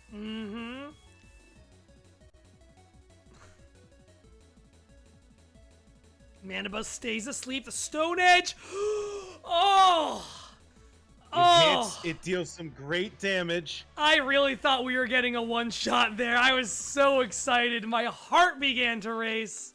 Now there's also the question of, does an Aqua Jet kill here? And I have no idea. Oh, but Stone Edge doesn't hit. That is the game. Turn 111. Turn 1-1-1. 111. Jacqueline fucking Swampert. Holy God. Boy. Oh. What an incredible match. Here that was a great final 2.5 hours of this stream. Now hold but on. it is finally over. No, hold on a minute. Oh. We have one what's more that? thing to do here, Andrew. We have one more. Who's that coming in from the rafters? Who is that storming in from the other door? Why, it's Kiefer. Oh my goodness. Do you see that gamer's stride he's got going on? Do you see that Riding in on a notebook pale he's horse. got? Riding in on a pale Glastrier. It's Kiefer Lorette, back again from the loser's bracket, champ of the loser's bracket. Jacqueline, I'm sure, wants to take a nap herself after all the sleep we saw there, but Jacqueline has one final test. Jacqueline Kiefer clearly paid Fleur to stall as long as possible. Yeah. Turn Jacqueline's brain to mush before this match starts. Yeah. Jacqueline, now to be clear, Jacqueline is the champion of the main bracket. This match will not take that away from her. She has won the main bracket, but Kiefer could become the turnabout champion. Not an official term, just what I'm throwing out right here. If he manages to come and claim that throne after working his way all the way up from losers. This is an incredible exhibition map, and if Kiefer wins, it's a badge that can be worn with pride. Absolutely. Kiefer, a first-timer. Jacqueline, someone who's been with us since we started doing the Showdown and has just really climbed and climbed and climbed and climbed. I'm thrilled to watch this, Andrew. Do you got anything else to say, or should we one last time? Oh, we should talk about what I should tell people what's happening. This is a format. This is a format called Volt Turn Mayhem. It is named after the moves Volt Switch and Flip Turn, which are moves that you hit your opponent and then you swap out and choose another Pokemon to bring in. And that's how it works. Every single attacking move, I believe. I think that you can still set up and stuff. But every single damaging move that your Pokemon has does that now. So after every attack, your Pokemon will swap out for something else. It is also Gen 7, so nothing new. Everything old is new again. Yes, Gen 7 rules and monsters and everything. Gen 6 rival battle music is playing in my ears. I think it's fine for one final time. We've got a champion to the left, a champion to the right. Now they meet. Ding, ding, ding. Ding. It is worth noting, Gen 7. That means that this is Sun and Moon rule set, which means that these Pokemon may have access to Z moves. Yes. Very good note. Kiefer bragging in the chat, I ate dinner and had 2 bourbons in the time it took for that last match to happen. Awesome. Honestly, woo! Probably the same mental state as playing through 111 matches. Yeah, they're on equal keel. Houndoom comes in with a quick kill, super effective hidden power, takes Omastar down immediately. Wow, remember when hidden power existed? Oh, I do. Oh, yep, I'm sorry. I forgot to switch us to the big screen. Thank you so much, MonkeyMan640. Naganadel. Yeah, Sylveon and Naganadel, I've never known. Coming out here. Naganadel? It might be Nagan. Because it's got a big needle. I always assumed it was... guy, yeah. He's the big needle guy is the thing everyone's saying about him. This is not a great matchup for Jacqueline. Sylveon, from what I know, has mostly defensive moves and offensive fairy moves, and that's pretty much it. Anything, Moonblast or anything is going to be neutral against Naganadel. Mm-hmm.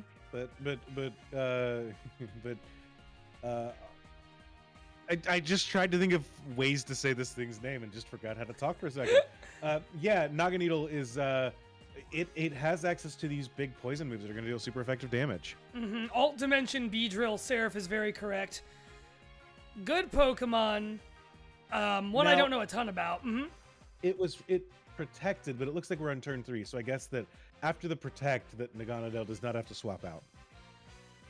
This is a format that's uniquely bad for these not Paradox Pokemon, but Ultra Beasts. They have access to the ability Beast Boost, which means that after they kill something, they get a stat boost. Here, if they kill something, they have to swap back out, so they don't get to take advantage of it at all. That's a really good point. Yeah, that's a really good point. That's a really big issue that Naganadel is going to have to deal with. Kiefer probably thinking very carefully about how to come off that back foot. Shedinja coming in! Shedinja changes the whole game for everyone playing. Shedinja makes everything different. Can only be hurt by super effective moves. So at this point, Kiefer has to look through the team and say, what have I got here? And unfortunately, they've lost a rock-type Pokemon already. Also, we just saw that a move that gets protected against, Kiefer did not have to switch out after that. The same might be true with Wonder Guard, where since that move didn't hit, based on Shedinja's ability, Naganadel is not getting a free switch out right now. It looks like it. Looks like Naganadel has Fire Blast. We're good to go. Cracks open a Focus Sash. So Shedinja stays in for a whole turn. But Kiefer's going to have to swap to a new Pokemon. Mm-hmm.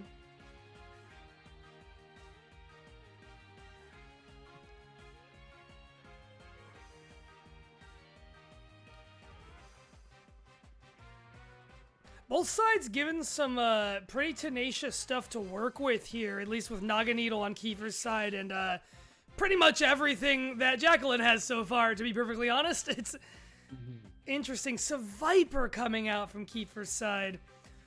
Fascinating Pokemon here. Poison has type. Sucker Punch! Sucker Punch. All right. I have no arms, but I can still Sucker Punch. Yeah. Kiefer able to take out one of Jacqueline's Pokemon. It is 5-5 as Kiefer sends out Musharna. Uh-huh. One of my picks for most forgettable Pokemon ever made. What if a fart was a dream? I have that dream every night I go to bed. Scizor comes out. That's going to be a difficult one for Kiefer to get through. Hopefully something else in his team that we haven't seen yet has the firepower or fighting power or something to take that thing down. Obviously, we know Naganadel has Fire Blast. Yeah, Bug Bite coming and dealing a good chunk of damage to Musharna and then getting out of there. Yeah. Now this is the downside of Flip Turn Mayhem. It's one thing to think, great, I can I get to get in and then swap to something that'll resist the move that comes in here. Mhm. But for a time like this, you're just like, I want Scizor to stay in. Well- I want to be able to bug bite every turn. This is a thing that I need to bug bite again. Yeah, yeah. On the flip side of that, though, there are, you know, strong sweepers with very little defense and HP. Even stuff like Seviper that Kiefer just had out, that I think become a lot more viable when they're not being left out in the field after getting a big hit in. Seviper, Exactly. instant one hit from anything probably if it stayed out on the field, but because Kiefer was able to get it in and back out, it worked really well. That could be a strategy that Jacqueline's able to adopt with Scizor too, but to your point, Scizor's got that difficult typing, and you want to be able to use that difficult typing to annoy your opponent. Hard to do that in this format. Well, and especially with the Survivor here playing double duty at being good, Yeah. it has access to a priority move like Sucker Punch. So it's able to say, actually, I always go first. I always hit you for this. Whoa! And I get to swap out. Mhm. A crit Dark Pulse almost takes out Survivor, but not quite. Left it 1%. 1 HP. It is going to die to this attack because it has the Life Orb. Mm-hmm. So we are about to see whatever this this Survivor is going to die to, assuming it's using a damaging move, I should say. Mm-hmm. But wild that it's able to, it survives that hit. Also, chance it could flinch. Actually, now that I say this, Scizor comes out and Survivor there's the flinches. flinch. Yep, yep. There's the flinch. I Yeah, spoke and- too soon. And there's Jacqueline leveraging Scizor's typing to get back in front of a poison type and get it something that it really can't hit that easily. Not that it has the chance to. There Bullet goes Punch finishes the bullet job. punch. Yep, that'll do it. That'll do it. These priority moves. Now, Scizor, I believe that Scizor swaps out Mhm. and then is replaced by a Pokemon. Then Kiefer gets to make a choice of what to bring in against it. Yeah, okay. That's nice. That's good for Kiefer in terms of knowing how to counter and what to counter with. Roserade is a fun one. Roserade's a cool Pokemon. Kiefer luckily has that Naganadel in the back that would be really good here. And especially here with it that is. Fire Blast. So here we are. Kiefer still has 2 hidden Pokemon. Jacqueline has 1. Yeah. Kiefer's down a Pokemon as a whole. So Naga Needle also a great choice here because I can almost guarantee that Roserade is a Giga Drainer, and Giga Drain is going to do a quarter against a Poison Dragon type. yeah, that Fire Blast comes out, deals great damage. Knocks Roserade under 53%, or under 50%. But this is what I was talking about, where Naganadel kind of wants to stay in here. This is a great Yeah. Pokemon offensively and defensively against Roserade. Yeah, Now we have to Jirachi. choose Jirachi to come in and eat a hidden power. Oh, does eat Is it. It there- is super effective against it. Is there a way to tell what type that hidden power was? Not that I can see. It does say And super now- effective. Now Jirachi's on the back foot against this Houndoom. Yeah. Because Steel and Psychic line up 1-to-1 against Dark and Fire very poorly. Yeah, so that hidden power must have been fire or ground. I don't think Jirachi. Oh, Jirachi's down from a Dark Pulse. He goes down to a Dark Pulse.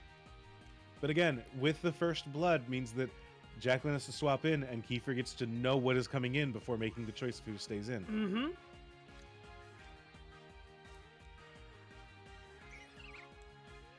There's Roserade back out there again, and you better believe we're about to see Naga Needle again. Now, Jacqueline has to be anticipating that second Fire Blast, so what is she going to do to try and work around it? Yeah, you have to wonder if Jacqueline's going to swap out or if Jacqueline's just going to say, look, something has to die to it, you know? Just body a hit? Could be. And luckily Naganadel won't be on the field next turn.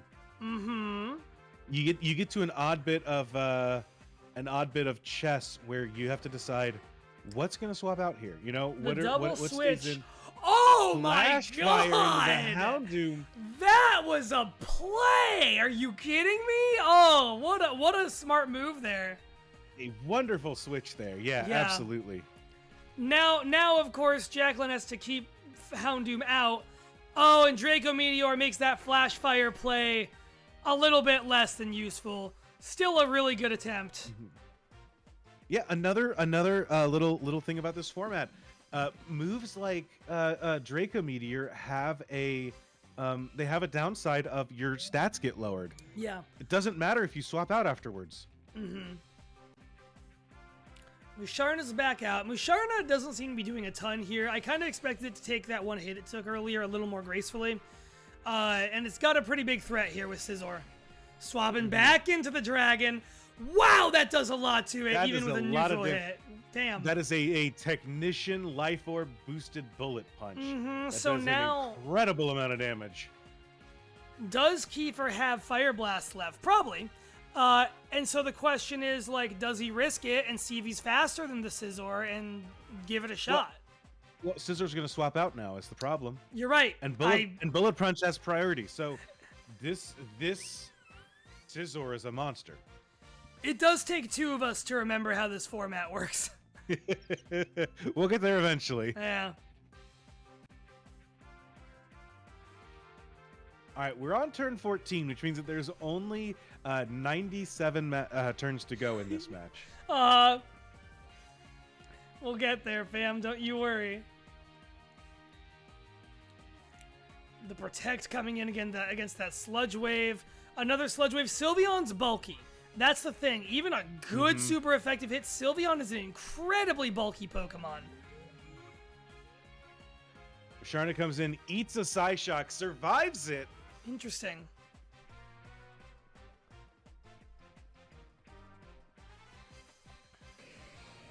Scizor back out. Understandable. Yeah, Jay, Monday starts in 50 minutes. You got any big plans? Well, I work, and then, after work, I'm really excited to record another episode of Redacted Project with Redacted, Redacted, and Redacted. That'll be really good. Then I gotta edit, an interstitial episode where Redacted and Redacted are still in the Redacted. They're Redacted, Redacted, Redacted. And then Redacted shows up, and Redacted, Redacted, Redacted. So it's gonna be a big one. It's gonna be a big edit. Well, Scizor uses Bullet Punch, and then we get a Sludge Wave out of Naganadel. Sylveon survives it somehow. And we see it's the Diaper Mushroom! It's the weird hat mushroom. It always reminds me of any, like, anime character with a parasol. It's Shinotic, whatever. Grass Fairy. Scissor's back. Grass Fairy, a typing that I'm not gonna say is gonna get Kiefer the furthest in the world against a lot of what we've seen out of Jacqueline right now. It's a great type, but not here. Not for this. Oh, not against that Bullet Punch. Not against a Bullet Punch. This Scissor's Bullet Punch is really going to be the downfall of this team. That's, yeah. Naga Needle doing a great job, but its luck may have run out here. We're going to find out. Sylveon's in. Naga Needle takes Sylveon down. Jacqueline's likely just cool with that. Or stalling it out some more. Jacqueline is still playing it careful, even though she has a big lead right now. There is one benefit to having your back against the wall like Kiefer does right here. Uh-huh. Naganadel doesn't swap out anymore. Right. So, frankly, it can start gaining ability off the Beast Boost. Uh-huh. If we expect it to survive the attack by the Scizor, then that could be huge here. But it is a scary concept to see who's going to come out on top there. It's a scary concept. What a fun format this is. Kiefer's looking at this dragon being like, what else can I do with you? How else can I use you here? One more Sludge Wave will take Sylveon out. It's not going to have a lot it can do against Scizor. Sylveon goes down. Down to a Sludge Wave, we get that Beast Boost. Yep. Jacqueline probably either sends Scizor back out or that sixth one we haven't seen yet. Time will tell. I feel like Scizor feels like the way to quickly wrap this up. I think so. For Jacqueline. I think so. But also, I like seeing Pokemon, so...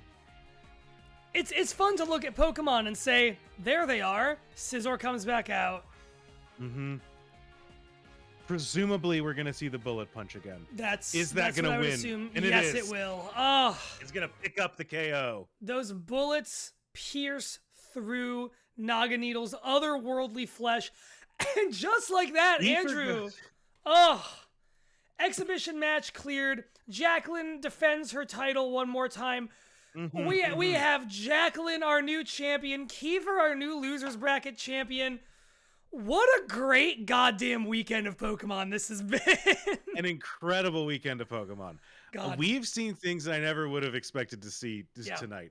Yeah. Saw a match go to 111 turns. Got to see a Diglett sweep at least half of a team. We got to see so many cool things tonight. And over this weekend, I will never get over seeing the Annihilate fight last night, where Annihilate just kept charging, kept getting better. That One of was my favorites incredible. going to town. Yeah. Both the Ghost House and the Dragon's Den were great.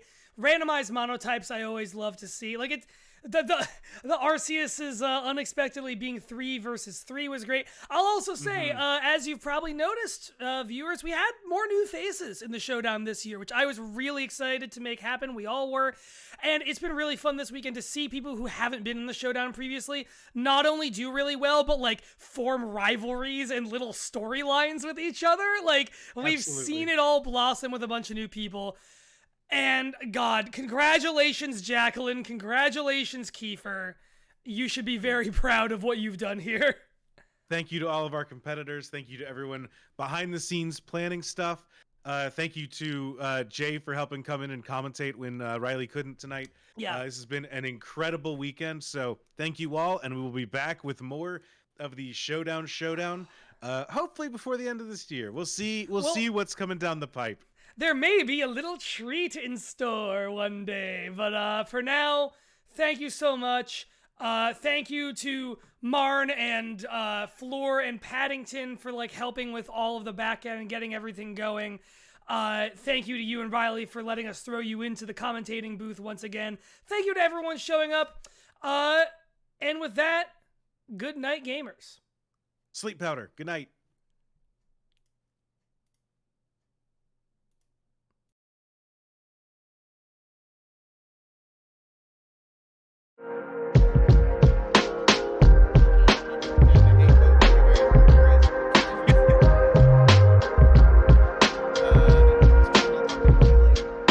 No, I can hear Jeff. I can hear Jeff on the stream. Yeah, now we actually I'll spill myself.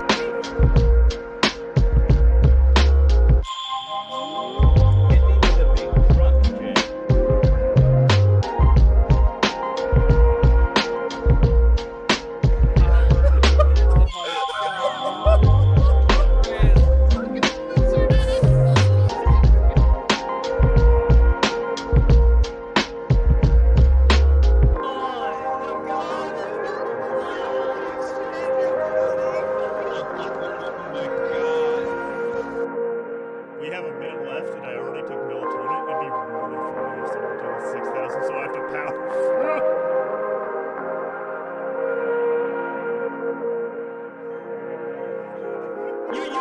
You look at a gym and you piss your pants